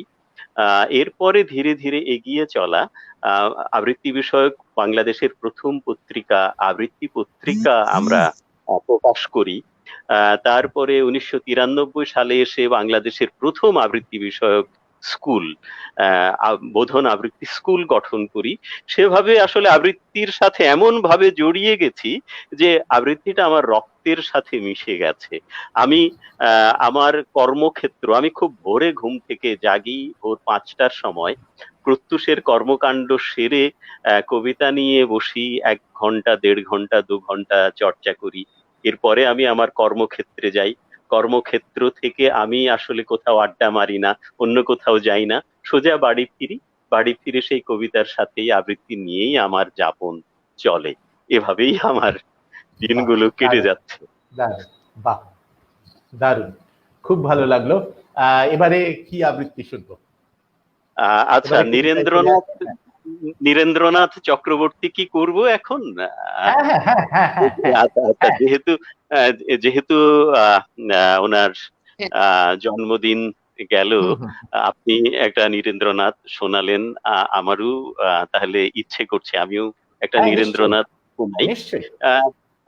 নীরেন্দ্রনাথ চক্রবর্তীর একটি কিশোর কবিতা, এটি একটি কিশোর কবিতা, মায়ের কাঁথা কবিতাটির নাম। আচ্ছা। রামু চৌধুরী আর শ্যাম চৌধুরী 2 ভাই গিয়েছিল জলপাইগুড়ি।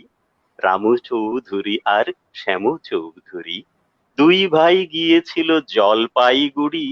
তখন শরৎকাল, দিনমান বটে, ভাদ্রের রোদ্দুর বেশ খটখটে, কিন্তু রাত্রে রোজ বৃষ্টি ধারায় আচমকা কনকনে শীত পড়ে যায়। কাঁপুনিতে হাড়ে হাড়ে ঠোকাঠুকি লাগে, মনে হয় ঘাড়ে দাঁত বসিয়েছে বাঘে। হোটেলে নৈশাহার শেষ হলে তাই চটপট টুপি মোজা পরে 2 ভাই বিছানায় ঢুকে দেয় কম্বল মুড়ি। রামু চৌধুরী আর শ্যাম চৌধুরী। কিন্তু বৃষ্টি ধারা জোরদার হলে ঠেকানো যায় না শীত লেপ কম্বলে। তখন মায়ের হাতে বোনা কাঁথা খানি নিয়ে 2 খাটে চলে জোর টানাটানি। পাশাপাশি দুজনের 2টি খাট পাতা, সমস্যা এই, মোটে একখানি কাঁথা। 2 খাট 1 কাঁথা, গোলমাল তাই। দুজনেই বলে ওই কাঁথা তার চাই। কে জানে কি জাদু আছে মায়ের কাঁথায়, গায়ে দিলে তক্ষুনি ঘুম এসে যায়। কুটি ছাড়া কিছুতেই শীত কাটে না যে, বেঁধেছে ঝগড়া তাই দুজনের মাঝে। ছোট ভাই শ্যামু, তার বড্ডই রাগ, সে বলে কাঁথাটি কেটে করো 2 ভাগ। বড় ভাই হেসে বলে, তার আয় শুয়ে পড়ি একই খাটে একই বিছানায়, কাঁথা মুড়ি দিয়ে হবে ঘুম পরিপাটি, কাটতে হবে না আর মায়ের কাঁথাটি। দুই ভাই ঘুমোয় একই কাঁথা দিয়ে মরি, রামু চৌধুরী আর শ্যামু চৌধুরী। আহা আহা, খুব ভালো। দারুণ দারুণ দারুণ দারুণ। আমার ভীষণ প্রিয় কবিতা এটি। এবং এটা আমার সম্পর্কে ভীষণ ভালো লাগে এটার ছড়া, হ্যাঁ, ভীষণ। এবং দিদি সম্রাটদার কাছে শুনেছি এই কবিতাটা নিয়ে কবির কিন্তু ওই মানে দুই বাংলা ভাগ হয়ে যাওয়া বা এই ব্যাপারটা মাথায় রেখে কিন্তু কবিতাটা উনি লিখেছিলেন। এই যে ভাগাভাগি এটা সম্রাটদার কাছে শোনা। সম্রাট দত্ত সবাই জানে যে নীরেন্দার সঙ্গে সবসময় থাকতেন। তো সম্রাটদা একদিন কথায় কথায় বলছিলেন যে এই কবিতাটা মানে কবি সম্রাটদাকে বলেছেন যে ওই কথা মাথায় রেখে এই কবিতাটি লেখা। অসাধারণ, খুব ভালো লাগলো। আমরা আমরা আমরা আরেকটা কবিতা শুনে নি, পারভেজ ভাইয়ের কাছে আরেকটা কবিতা শুনি, যে কোনো কিছু, মানে নীরেন্দ্রনাথ চক্রবর্তী বা অন্য যে কোনো কবিতা, যে কোনো, তারপরে আমরা রঞ্জনের কাছে আসবো আবার। আচ্ছা, ঠিক আছে। বাংলাদেশে আসলে আমি প্রথম যে কবিতাটি দিয়ে শুরু করেছিলাম 1975 সালের 15ই আগস্ট, বঙ্গবন্ধুকে হত্যা করার পরে তার নিথর দেহটি যখন সিঁড়ির মধ্যে রক্তাক্ত পড়েছিল, ঠিক সেই অবস্থাতেই যারা কুচক্রী মহল, সামরিক বাহিনীর কিছু বিপথগামী সদস্য এবং কিছু বঙ্গবন্ধুরই ঘনিষ্ঠ সহচর ছিল, তারা তাৎক্ষণিকভাবে সেই নিথর দেহটি সিঁড়ির মধ্যে পড়ে থাকা অবস্থাতেই তারা সরকার গঠন করলো বাংলাদেশে এবং বাংলাদেশের স্বাধীনতা যুদ্ধের ইতিহাসটাকে তারা মুছে দিতে চাইলো। এবং তখন এমন কিছু বিষয় হলো যে বাংলাদেশের স্বাধীনতা যুদ্ধের কথা কোথাও কোনো গণমাধ্যমে বলা যেত না, কোনো পত্রিকায় লেখা যেত না, এমনকি স্বাধীনতা যুদ্ধের কথা, মুক্তিযুদ্ধের কথা প্রকাশ্যে বলা যেত না। তারা হাজার হাজার মুক্তিযোদ্ধাকে বিচারের নামে, প্রহসনের নামে বিচার করে ফাঁসি দিয়েছিল। তেমনি একটি কবিতা কবি সৈয়দ শামসুল হক লিখেছিলেন একটি কাল্পনিক মুক্তিযোদ্ধার নামে। আকবর হোসেন একটি কাল্পনিক মুক্তিযোদ্ধা, তার উপরে ভিত্তি করে রচনা করেছেন আকবর হোসেনের জন্য গান।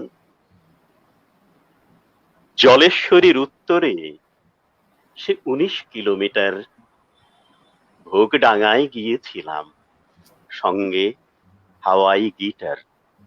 ভেবেছিলাম সেখান থেকে যাব মান্দার বাড়ি, আকবরের সঙ্গে যদি দেখা করতে পারি। 71-এর মুক্তিযোদ্ধা, 78-এই তার ট্রাইব্যুনালে বিচার হলো রাষ্ট্রদ্রোহিতার। দণ্ড পেল ফাঁসির দড়ি, ঝুলল ফাঁসি কাঠে, বৃষ্টি এসে ভেজায় কবর, গ্রীষ্মে কবর ফাটে। এখন এটি চৈত্র মাস, শিমুল গাছে ফুল, এখন গাছে ধরেছে খুব দাঁত টকানো কুল।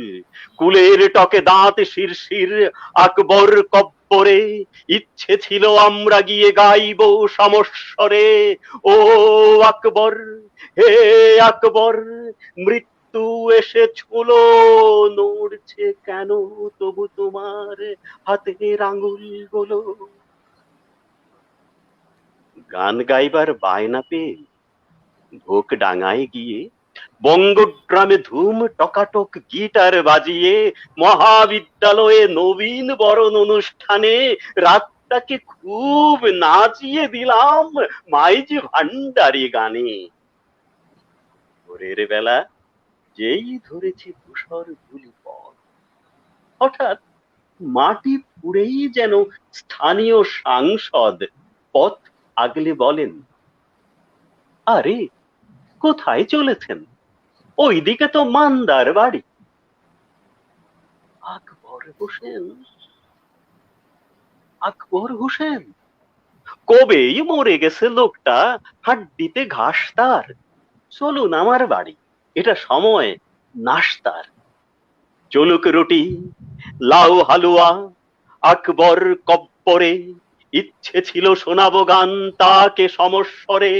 ও আকবর, হে আকবর, মৃত্যু এসে ছুলো, বইছে কেন তবু তোমার দীর্ঘশ্বাস গুলো। কিষান দেখে দগ্ধ মাঠ, মাঝি নৌকো ভাঙা, নদীর নাম ব্রহ্মপুত্র, ধুধু বালি ডাঙা। বাছুর ডাকে শীর্ণস্বরে, গাভীর বাট শূন্য, এক দোকানেই আড্ডা মারে পাপ এবং পুণ্য। যে মাটিতেই কোদাল পাড়ি মাথার খুলি ওঠে, যে সড়কেই চলতে যাই রক্তধারা ছোটে, পোশাক খসে পড়ে দেহের, পাখির পালক ছিন্ন, কপাল জোড়ে দোগ দোগে এক আগুন পোড়া চিহ্ন। মানুষগুলো মহিষ যেন বাথান এনে পুড়ছে, ৭২-এর সংবিধানের ৪ স্তম্ভই পুড়ছে, পুড়িয়ে খাচ্ছে ক্ষেতের আলু আকবর কব্বরে। আমরা বাঁধি শোনাতে গান তাকে সমস্বরে।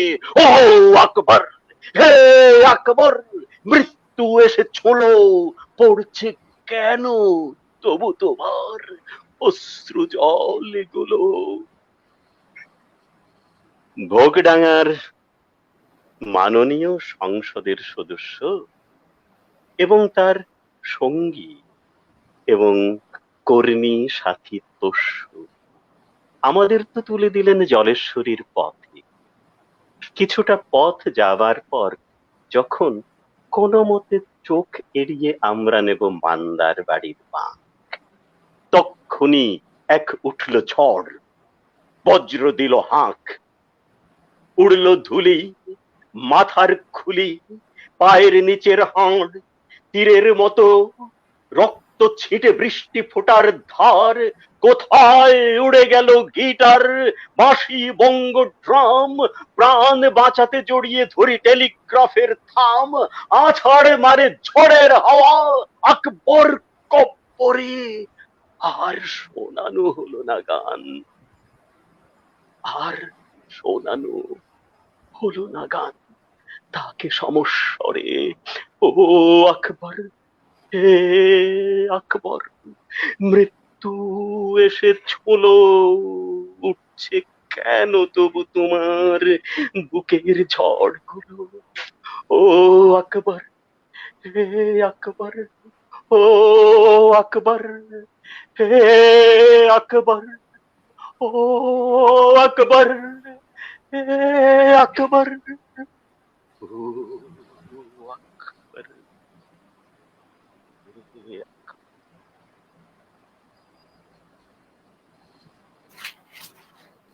অসাধারণ, অসাধারণ। আমরা সাধারণভাবে একটা কথা বলি যে এই আন্তর্জালে এই অবস্থায় অনেক কিছু প্রতিবন্ধকতা আমরা থাকে, মঞ্চের যে আলো আধারির খেলা বা মাইক্রোফোনকে সেইভাবে মাইক্রোফোনের মধ্যে দিয়ে কণ্ঠের যে মাদকতা দেখানোর সুযোগ থাকে, এখানে অনেকটাই সেটা থাকে না। কিন্তু তার মধ্যে থেকেও যে আবৃত্তির নিদর্শন আপনি রাখলেন অতুলনীয়। আমরা মুগ্ধ, সত্যিই মুগ্ধ, খুবই ভালো লাগলো। অনেক অনেক অনেক ধন্যবাদ। হ্যাঁ, চলে আসি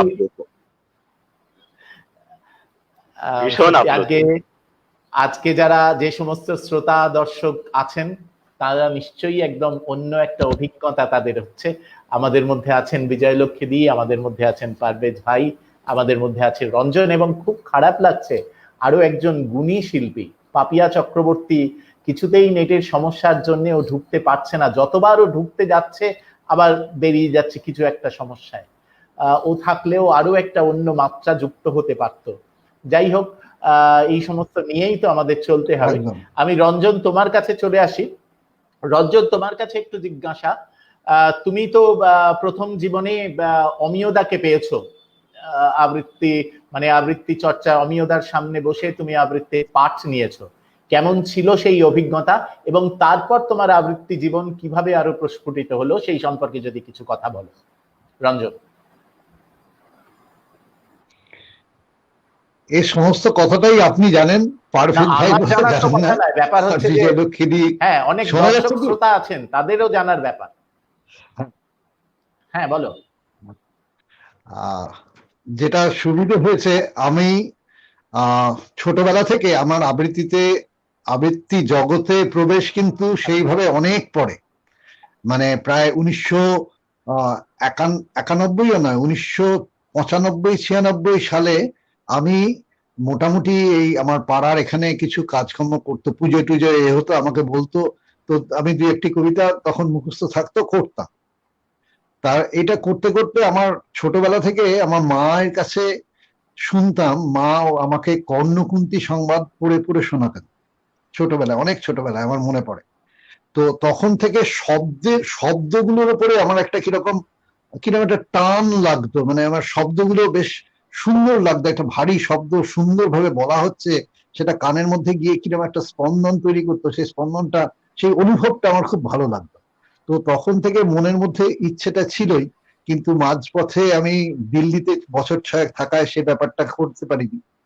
তারপরে যখন ফিরে এলাম, আমার স্ত্রী মিনতি ও কুমকুমদির কাছে গান শিখতো, অমিয়দার স্ত্রী কুমকুম চ্যাটার্জির কাছে।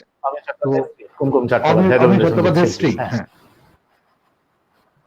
কুমকুম চট্টোপাধ্যায়ের স্ত্রী গান শিখতে পারে, অমিয়দার সাথে ওর পরিচয় ছিল। তো হঠাৎ একদিন অমিয়দাকে, আমি তো বলতাম একটু কোথাও শিখতে পারলে ভালো হয় ইত্যাদি, তা কখন কাউকে চিনতাম না আমি। তো হঠাৎ একদিন অ্যাক্সিস ব্যাংকে বোধহয় অমিয়দার সাথে দেখা হয়েছিল, তখনও বলেছিল যে এরকম আমার হাজবেন্ড এই করতে চাইছে, আপনি করবেন? অমিয়দা তো প্রথমে কিছুতেই করবেন না, না না আমার সময় নেই ইত্যাদি ইত্যাদি। যাই হোক, দুজনে মিলে একদিন ওর বাড়িতে গেছি। তো বাড়িতে গিয়ে সে প্রথমে তো কিছুতেই করবেন না, তারপর বললো আচ্ছা ঠিক আছে, তুমি একান্ত যখন চাইছো, কিন্তু আমি প্রথমত শেখাতে তো তোমাকে পারবো না, আমি জানি না কি করে শেখাতে হয়। আমি যেটা করতে পারি সেটা হচ্ছে আমি তোমাকে দেখিয়ে দিতে পারি কিছু কবিতা কিভাবে বলতে হবে, কিভাবে স্বরক্ষেপণটা আমি করি সেইটা দেখাতে পারি, কিন্তু তোমাকে তো আমি ধরে বাবা শেখাতে পারবো না। আমি বললাম আপনি যতটুকু করবেন ততটুকুই আমার এটা প্রাপ্য, আবার আর কিছু প্রাপ্য নেই।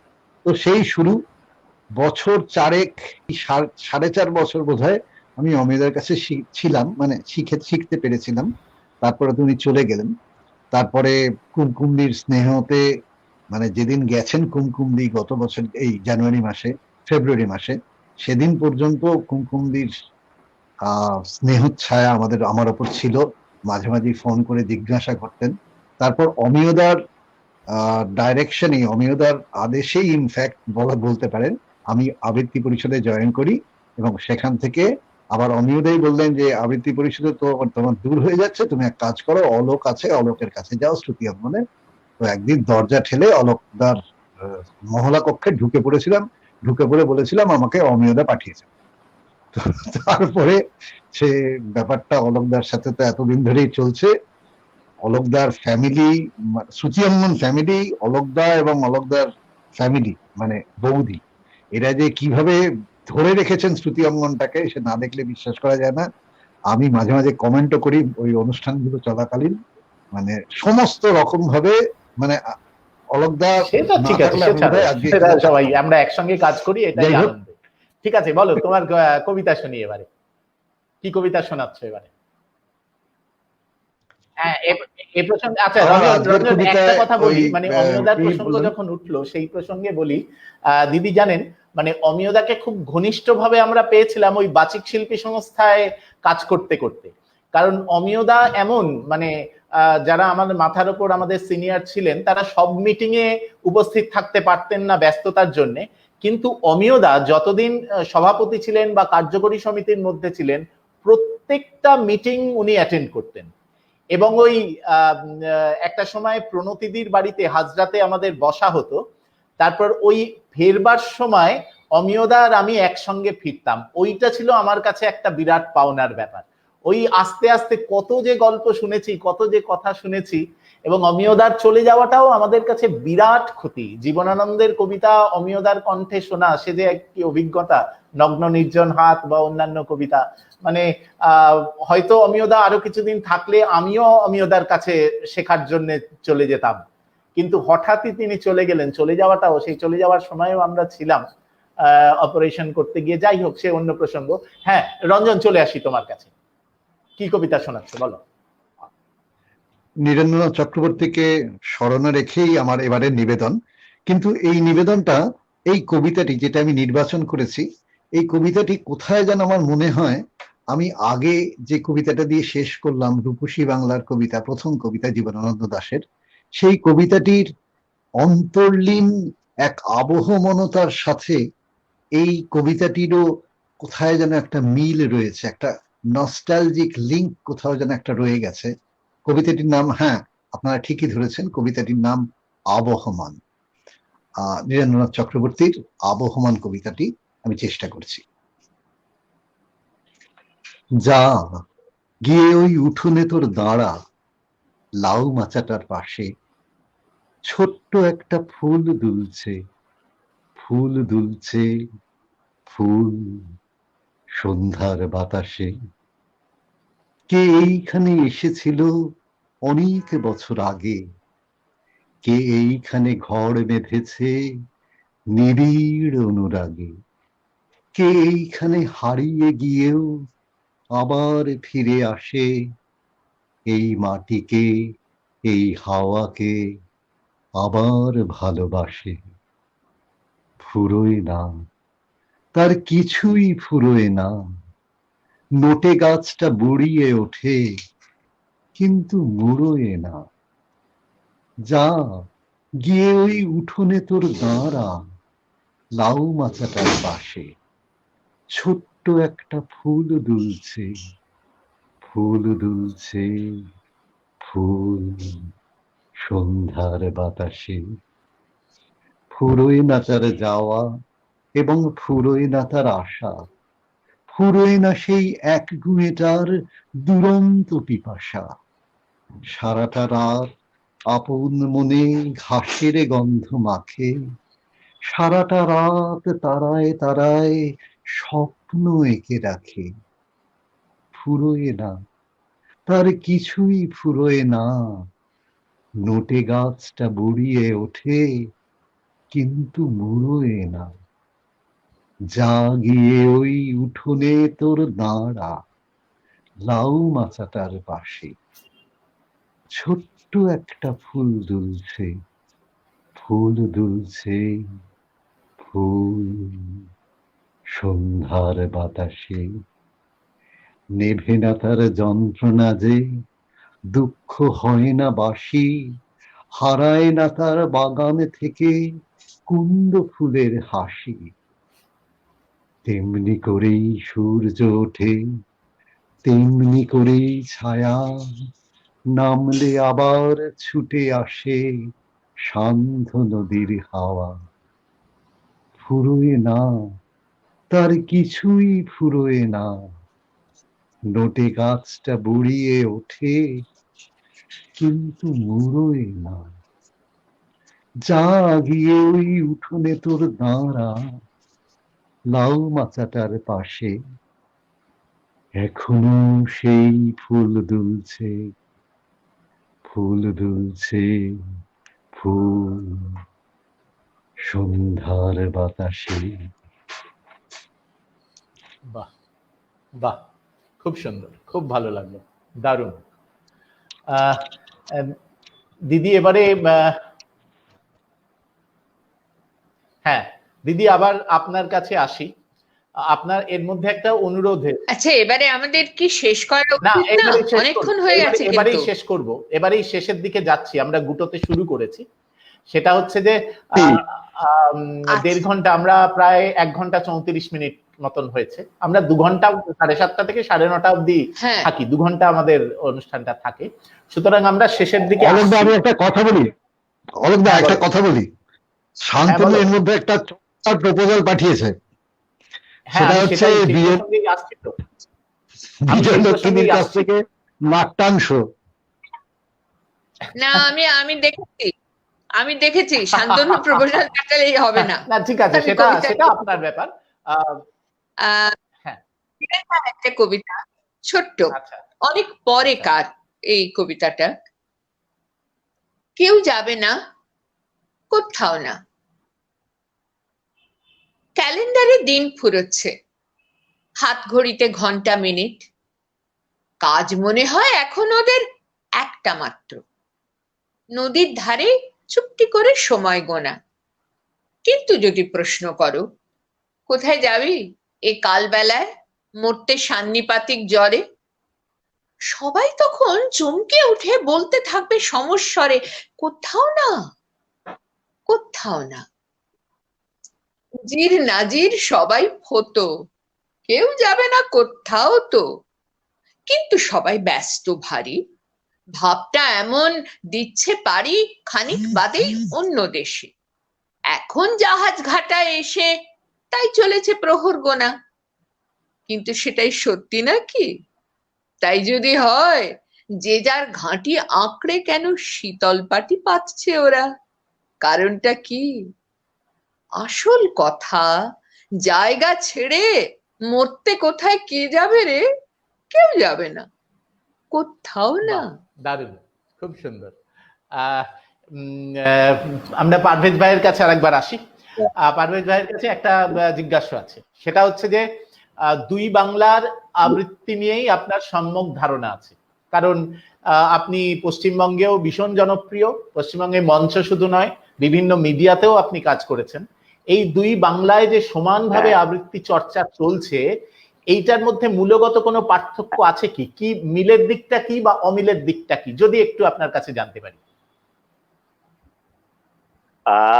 আসলে আবৃত্তি যারা করে তারা তো কবিতাকে ভালোবেসে, আবৃত্তিকে ভালোবেসেই আবৃত্তি করে, এবং আমাদের বাংলা ভাষাকে চর্চা করে, বাংলা ভাষাকে ভালোবাসে। এর চেয়ে বড় মিল তো আর কোনো কিছু হতে পারে না, তাই না? এটাই সবচেয়ে বড় মিল, যে আমরা সবাই কবিতাকে ভালোবাসি, আমরা সবাই বাংলা নিয়ে চর্চা করি। এবং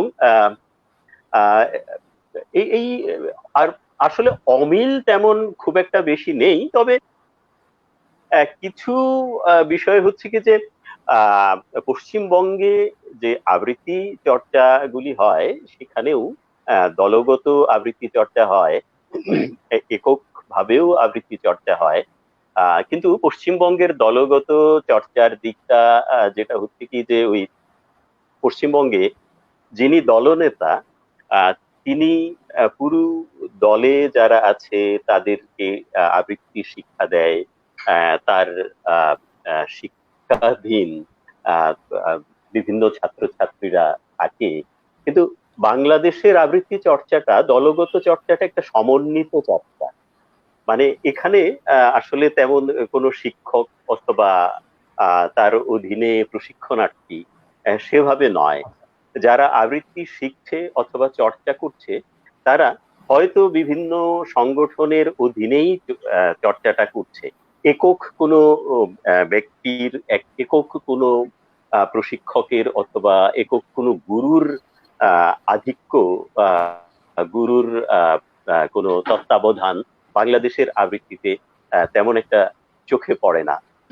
এবং পশ্চিমবঙ্গের সাথে এই বাংলার আবৃত্তির আরেকটা বিষয় মানে আমি লক্ষ্য করি যে পশ্চিমবঙ্গে অনেকেই, মানে খুব একটা বেশি সংখ্যক আমি বলছি না, অনেকেই আবৃত্তিটাকে প্রফেশন হিসেবে নিতে পেরেছে, অথবা পূর্ণাঙ্গ প্রফেশন হিসেবে নিতে না পারলেও হয়তো রোজগারের খুব ছোটখাটো কিছু অংশ হলেও আবৃত্তি প্রশিক্ষণ দিয়ে পশ্চিমবঙ্গে প্রশিক্ষকরা অথবা যারা প্রথিতযশা আবৃত্তি শিল্পীরা আছেন ওনারা পান, যেটা বাংলাদেশে এখনো শুরু হয়নি। বাংলাদেশে আবৃত্তিটাকে শুধুমাত্র পেশা হিসেবে গ্রহণ করার মতো সুযোগ অথবা পরিপ্রেক্ষিত এখনো তৈরি হয়নি সেভাবে। এটা হতে হয়তো আরো কিছুদিন সময় লাগবে। তবে বাংলাদেশে আবৃত্তি চর্চা হচ্ছে, ব্যাপকতর আবৃত্তি চর্চা হচ্ছে। কেন হচ্ছে? কারণ আমার কাছে মনে হয় যে এই মুহূর্তে যে কোনো শিল্প চর্চা করে প্রফেশনাল লাইফে অ্যাপ্লাই করার ক্ষেত্রে আবৃত্তি চর্চা করাটা অনেক বেশি এগিয়ে আছে। কারণ আবৃত্তি চর্চা করে একজন মানুষ, একজন শিক্ষার্থী প্রথমত শিল্পী হতে পারছে, দ্বিতীয়ত সে টেলিভিশনে কাজ করতে পারছে, সে রেডিওতে আরজে হতে পারছে, সে সংবাদ পাঠ করতে পারছে, সে তার কর্মক্ষেত্রে সে যখন শুদ্ধ উচ্চারণে, সাবলীল উচ্চারণে কথা বলতে পারছে, তখন সে তার কর্মক্ষেত্রে অনেক বেশি এগিয়ে থাকছে। তার বন্ধু মহলে, তার পরিবারের মহলে তার বাচিক যে সৌকর্য, সেই সৌকর্যটা প্রকাশ করে সে অনেক বেশি সে অন্যের দৃষ্টি আকর্ষণ করতে সক্ষম হচ্ছে। যার জন্যই সেই আবৃত্তি চর্চাটা শুধু মাত্র আবৃত্তি শিল্প চর্চার মধ্যে সীমাবদ্ধ থাকেনি, সেটা ব্যক্তিগত জীবন আচারে এবং কর্মক্ষেত্রেও অনেক বেশি প্রভাব ফেলছে। যার জন্যই বাংলাদেশে আবৃত্তি চর্চার আপনার মাত্রাটা অনেক বেশি তরুণ শিক্ষার্থীরা, ছাত্রছাত্রীরা আবৃত্তি চর্চার দিকে ঝুঁকছে। হয়তো এর মধ্যে মুষ্টিমেয় কয়েকজন শিল্পী হচ্ছে, কিন্তু একটা বিশাল সংখ্যক তাদের কর্মক্ষেত্রে সেই আবৃত্তির প্রশিক্ষণটাকে ওরা অ্যাপ্লাই করতে পারছে, কাজে লাগাচ্ছে। বাহ, ঠিক, খুব ভালো বলেছেন। আসলে যেটা হচ্ছে, এখন তো আদান প্রদানটা খুব বেশি বেড়ে গেছে। এখানকার কোনো প্রযোজনা হলে সেটা বাংলাদেশে গিয়ে হচ্ছে, বা বাংলাদেশের কোনো প্রযোজনা এখানে আসছে, আর একক আবৃত্তি ছাড়াও এখন ওই আবৃত্তি নিয়ে অন্য ধরনের কাজকর্ম হচ্ছে। স্বাভাবিকভাবে যতই আদান প্রদান বাড়বে, ততই দু ধরনের, এখানকার প্রভাব ওখানে পড়বে, ওখানকার প্রভাব এখানে পড়বে, এইভাবেই তো আদান প্রদানের মধ্যে দিয়ে আবৃত্তি শিল্প এগিয়ে যায়। তবে হ্যাঁ, পারভেজ ভাই যে কথা বললো তাতে দর্শক শ্রোতাদের অনেকের কাছেই এটা আমারও যে আবৃত্তি শুধু আবৃত্তিকে দূরে সরিয়ে রাখা নয়, আবৃত্তির চর্চা করলে, আবৃত্তি শিখলে সেটা প্রফেশন হিসেবে নেওয়ার ক্ষেত্রেও আজকাল বিভিন্ন দিগন্ত খুলে যাচ্ছে। দিদিও নিশ্চয়ই এ ব্যাপারে একমত হবেন। বিভিন্ন ধরনের কাজ। হ্যাঁ দিদি বলুন। না, তাই অনেকগুলি সুযোগ আছে, অনেক কি বলবো, অনেক ওপেনিং পাওয়া যাচ্ছে এখন, ছেলেমেয়েরা অনেক কাজ করতে পারছে। সেইটাই, এবং এটা ঘটনা, যেমন বিভিন্ন টিভি সিরিয়ালে দেখি যে নাটকের লোকজন সিরিয়ালে এসে যারা আসছে তারা অনেক ভালো কাজ করছে। সেই রকম মিডিয়াতে যখন দেখি কোনো অনুষ্ঠান সঞ্চালনা হচ্ছে বা সংবাদ পাঠের জন্য স্বপ্নাদে এখানে আছে, আরো অনেকেই আছে যারা নিয়মিত এই আবৃত্তি করতে করতে তারপর সংবাদ পাঠ বা অন্যান্য কাজে, ডাবিং এর কাজে, ভয়েস ওভারের কাজে বিভিন্নভাবে যুক্ত হয়ে যাচ্ছে এবং তারা সেটা কর্মসূত্রে নিজেদের জড়িয়ে নিচ্ছে।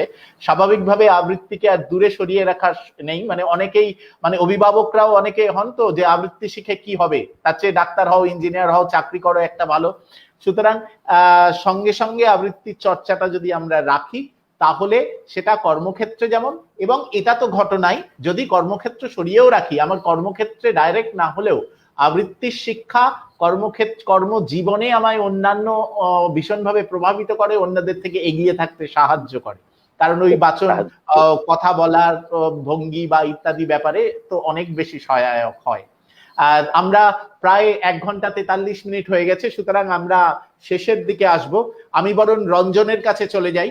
রঞ্জন কি শোনাচ্ছ? রঞ্জনের কাছে কবিতা শুনে তারপর আবার পারভেজ ভাইয়ের কাছে চলে আসবো, পারভেজ ভাইয়ের কবিতা শুনবো, তারপর দিদির আবৃত্তি দিয়ে আমরা অনুষ্ঠান শেষ করব। সুতরাং ধরে নেওয়া যেতে পারে আমরা আমাদের 3টে একটা রাউন্ড করবো, আর একটা রাউন্ড মিনিট 15 হয়ে যাবে, আমরা 2 ঘন্টা মতো চালাই তো। রঞ্জন কবিতা বলবে একটি, তারপর পারভেজ ভাইয়ের কাছে শুনবে একটি, তারপর আপনাকে দিয়ে শেষ করব। সুতরাং আমরা অনুষ্ঠানের শেষ পর্বে চলে এসেছি, রঞ্জনের কাছে চলে যাচ্ছি। রঞ্জন, তোমার আজকের শেষ নিবেদন, কি শোনাচ্ছ?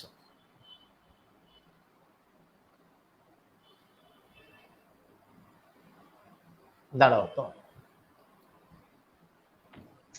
হ্যাঁ রঞ্জন, আরে আবার তুমি হ্যাঁ ঠিক আছে, শোনা যাচ্ছে? হ্যাঁ, একদম একদম একদম একদম আমার শোনা যাচ্ছে? একদম শোনা যাচ্ছে, বলো। এতক্ষণ যে আলোচনাটা হচ্ছিল, আমার কথাটা বলতে খুব লো হচ্ছে।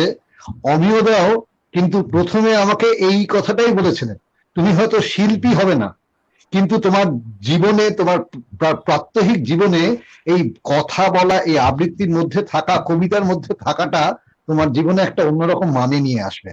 এটা কিন্তু আমি প্রমাণও পেয়েছি আমার অফিসেও নানা রকম কাজে। আমি যখন যেহেতু কথাটা বলতে খানিকটা পারছি এটার সুবাদে, সেখানে কিন্তু আমার সত্যি খানিকটা সুবিধে হয়। ঠিক। যাই হোক, এবার আমার নিবেদনে অনেক ভারী ভারী কবিতাগুলো বলেছি এতক্ষণ ধরে, মানে সবাই মনে করবে না হয়তো আমি ভারী কবিতা ছাড়া বলি না কিছু। যাই হোক, এরপরে আমার নিবেদনে পূর্ণেন্দু পত্রের একটি কবিতা সিঁড়ি। এটি ভারী কি হালকা জানি না, কিন্তু কবিতাটি আমার বেশ ভালো লাগে। কত রকম সিঁড়ি আছে ওঠার এবং নামার, চলতে চলতে থামার, সরল সিঁড়ি, পিছল সিঁড়ি, পদোন্নতির শীতল সিঁড়ি, অন্ধ এবং বন্ধ সিঁড়ি, কদম ফুলের গন্ধ সিঁড়ি, ওঠার এবং নামার, চলতে চলতে থামার। অনেক রকম সিঁড়ির নিচে অনেক রকম জল, পা পিছললে অধঃপতন, ভাসতে পারো মাছের মতন, ডুব সাঁতারে মুঠোয় পেলে সঠিক ফলাফল। অনেক রকম সিঁড়ির ধাপে অনেক রকম মাছ, চুনোপুটি, রাঘব বোয়াল, যার যেরকম নাচ, পেট চিরলে আংটি কারো, কারো শুধুই আঁশ, দীর্ঘতর ফুসফুসে কার ভরাট দীর্ঘশ্বাস। সিঁড়ির নিচে জল এবং সিঁড়ির ওপর ছাদ, মেঘ পাবে, মানিক পাবে, বজ্রধ্বনির খানিক পাবে, পুড়তে চাইলে রোদ, জ্যোৎস্না থেকে চাইতে পারো সার্থকতা বোধ। অনেক রকম সিঁড়ি আছে ওঠা নামা হাঁটার, ঊর্ধ্বে অভিষেকের তোরণ, নিচের ঝোঁকটি কাঁটার। বাহ, দারুণ, খুব সুন্দর। খুব অনেকদিন বাদে কবিতাটা শুনলাম, খুব ভালো লাগলো, ধন্যবাদ রঞ্জন। আমরা চলে আসি পারভেজ ভাইয়ের কাছে। পারভেজ ভাই, আচ্ছা। আপনার কাছে শেষ নিবেদন আজকে কি শুনি? আচ্ছা, ঠিক আছে, একটু মজার একটা ছড়া শোনাই। সুনির্মল বসুর ঝিরঝিরে হাওয়া বয় ফুর ফুর ফুর। ফুর ফুর ফুর। ওরে ঝিরঝিরে হাওয়া বয় ফুর ফুর ফুর ফুর ফুর ফুর ফুর, চলে ফুর ফুর ফুর ফুর ফুর ফুর ফুর ফুর ফুর ফুর ফুর। দুলে বনে বনানি দুলে সেতু করবি, দুলে বন বনানি দুলে সেতু করবি, আসে সৌরভ সুন্দর ভুর ভুর ভুর ভুর ভুর ভুর ভুর। ওরে ঝিরঝিরে হাওয়া বয় ফুর ফুর ফুর ফুর ফুর ফুর। দোলে তুলে তুলে ফুলকলি তুলে তুলে তুলে তুলে তুলে তুলে, কাঁপে টল টলে হিমকণা টুল টুল টুল টুল টুল টুল টুল। জাগে নীল পাখিটি, খোলে নীল আঁখিটি, আজি বুকে তারে বেজে ওঠে সুর সুর সুর সুর সুর। ওরে ঝিরঝিরে হাওয়া বয় ফুর ফুর ফুর ফুর ফুর ফুর। শোনো ভোমরায় গান গায়, শোনো ভোমরায় গান গায়, গুন গুন গুন গুন গুন গুন গুন। হলো মৌঢুরে বউ তার খুন খুন খুন খুন খুন খুন খুন। চোষে মৌ কালী কি, হলো বোঁদ অলি কি, চোষে মৌ কালী কি, হলো বোঁদ অলি কি, যত মৌমাছি মৌ রসে চুর চুর চুর চুর চুর চুর চুর। ওরে ঝিরে ঝিরে হাওয়া বয় ফুর ফুর ফুর ফুর ফুর ফুর ফুর। বাজে ঝাউ জালে ঝুম ঝুমি ঝুম ঝুম ঝুম ঝুম ঝুম ঝুম ঝুম ঝুম ঝুম। ওরে কার চোখ ডুলু ডুলু ঘুম ঘুম ঘুম ঘুম ঘুম ঘুম ঘুম। নীল অপরাজিতার ভাঙে ঘুম টিকি তার, ঝরে নাগ কিশোরের রেণু ঝুর ঝুর ঝুর ঝুর ঝুর ঝুর ঝুর। ওরে ঝির ঝিরে হাওয়া বয় ফুর ফুর ফুর ফুর ফুর ফুর ফুর। জলে আসমানে লাল আলো জল জল জল জল জল জল জল, ওরে দেখবি তো আয় আয় চল চল চল চল চল চল চল, ওরে ওঠ না পাগল ঘরে খোল না আগল, চল ঘর ছেড়ে যাই চলে দূর দূর দূর দূর দূর দূর দূর, ওরে ঝিরে ঝিরে হাওয়া বয় ফুর ফুর ফুর ফুর ফুর ফুর ফুর, ওরে ঝুর ঝুর ঝুর ঝুর ঝুর ঝুর, ওরে ফুর ফুর ফুর ফুর ফুর ফুর ফুর ফুর ফুর ফুর ফুর। দারুণ দারুণ দারুণ। খুব ভালো। মানে এই সুনির্মল বসু বা এনাদের কবিতা মানে আজকাল সেইভাবে আবৃত্তি হয় না, কিন্তু কি অসাধারণ আমাদের ভান্ডার।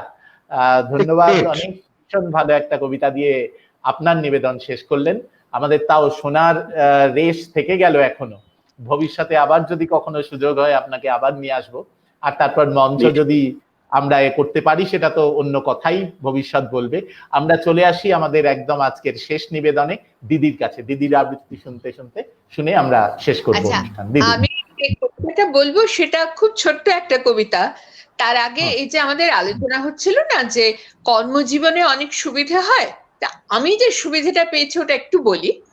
হ্যাঁ হ্যাঁ, মানে কর্মজীবন একেবারে চাকরির ক্ষেত্রে অফিসে যতগুলি ফেয়ারওয়েল হয়েছে আমাকে সঞ্চালনার দায়িত্ব দেওয়া হয়েছে। এটা হচ্ছে আমার কর্মক্ষেত্রে পাওয়ার সুবিধে, আবৃত্তি ইত্যাদি করবার দরুন।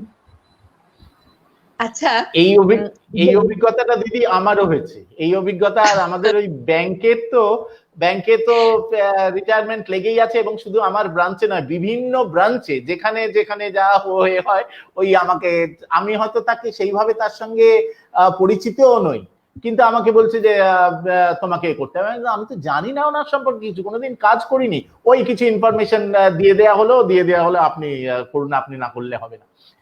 এই অভিজ্ঞতা আমারও ভীষণ রকম ভাবে হয়েছে, আপনার কথা মনে পড়ে গেল। হ্যাঁ দিদি বলেন। জয় গোস্বামীর ছোট্ট একটা কবিতা, কবিতাটার নাম কাগজের এক পিঠে লিখবেন। এক পিঠে কি করে লিখবো? কাগজ তো আর শূন্যে রেখে লেখা যায় না, শক্ত একটা কিছুর ওপরে রেখে তবে লিখতে হয়। যেখানেই রাখি দেখি সেখানেই জীবন রয়েছে। কাগজের উল্টো পিঠ থেকে টানছে টানছে, শেষমেশ হয় পাতা ফর্দা ফাঁই করে লেখাকে ডোবাচ্ছে, নিজের মধ্যে ডুবিয়ে মারছে, নয়তো টুক করে এই পিঠে উঠে পড়ে নিজেই তাকিয়া টেনে গ্যাঁট হয়ে বসে থাকছে লেখার ওপরে। কি করে উঠাবো ওকে? লেখা কি আমার কথা, জীবন কি আমার কথা শোনে? বাহ, জীবন দারুণ। আমাদের কথা শোনে না, কখনো শোনে না। শোনে না, জীবন শোনে না, কখনো শোনে না।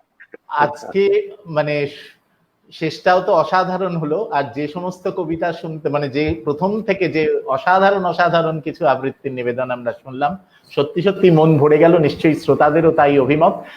আমাদের মধ্যে আজকে অনেকেই উপস্থিত ছিলেন। শেষ বেলায় আমাদের বাচিক বন্ধুদের মধ্যে উপস্থিত ছিলেন অমিতা ঘোষ রায়, দেবমিত্রা চৌধুরী, সোমনাথ নাথ এবং দেবমিত্রা চৌধুরী দুজনে একসঙ্গে শুনেছেন। আমরা বোধহয় পেলাম, আপনাদের পেয়ে আমরা সত্যি সত্যি খুব ভালো লাগছে। শুনেছেন মাসুদা তোফা, শান্তনু ব্যানার্জি তো আছেই আমাদের মধ্যে, বহরমপুর থেকে আছেন মৃণাল রায় প্রত্যেক দিনই আমাদের মধ্যে থাকেন, আজকেও আছেন বহরমপুর থেকে প্রদীপ আচার্য, কলকাতায় প্রসেনজিৎ ঘোষ এবং কবি কল্যাণ মুখোপাধ্যায়, আরো অনেকেই আছেন। আমি যতজনের পেরেছি নাম বলার চেষ্টা করেছি এবং মন্তব্যগুলোকেও আনবার চেষ্টা করেছি। শেষের দিকের কিছু মন্তব্য আর আনা হলো না, সেগুলো আমরা দেখে নেব আমাদের মোবাইল সেটে বা বিভিন্ন জায়গায়। সবাইকে শ্রুতি অঙ্গনের পক্ষ থেকে আন্তরিক অভিনন্দন জানাচ্ছি। আজকে দুর্গাপুজোর মহাষষ্ঠীর দিনটা অতিক্রান্ত, আরো সপ্তমী, অষ্টমী, নবমী, দশমী আছে। পুজোর দিনগুলো ওই আমরা একটু সংযত থেকে তার মধ্যে থেকে যতটুকু আনন্দ করা যায় সেইটা করব। পুজো সবার ভালো কাটুক, আনন্দে থাকুন, সুস্থ থাকুন, এই কামনা করে সবাইকে, এবং দিদি পারভেজদা, রঞ্জন, তোমরাও যে তোমাদের এত মানে ব্যস্ততার মধ্যেও এখানে সময় দিয়ে আজকে শ্রোতাদের তোমাদের আবৃত্তি দিদি যেভাবে আপনি শোনালেন তাতে আমরা তো কৃতজ্ঞ, আপনাদের কাছে কৃতজ্ঞতা জানানোর ভাষা নেই। সবাইকে শ্রুতি অঙ্গনের পক্ষ থেকে আন্তরিক কৃতজ্ঞতা এবং শুভেচ্ছা জানিয়ে আজকের অনুষ্ঠান এখানেই শেষ করছি। শুভরাত্রি। শুভরাত্রি।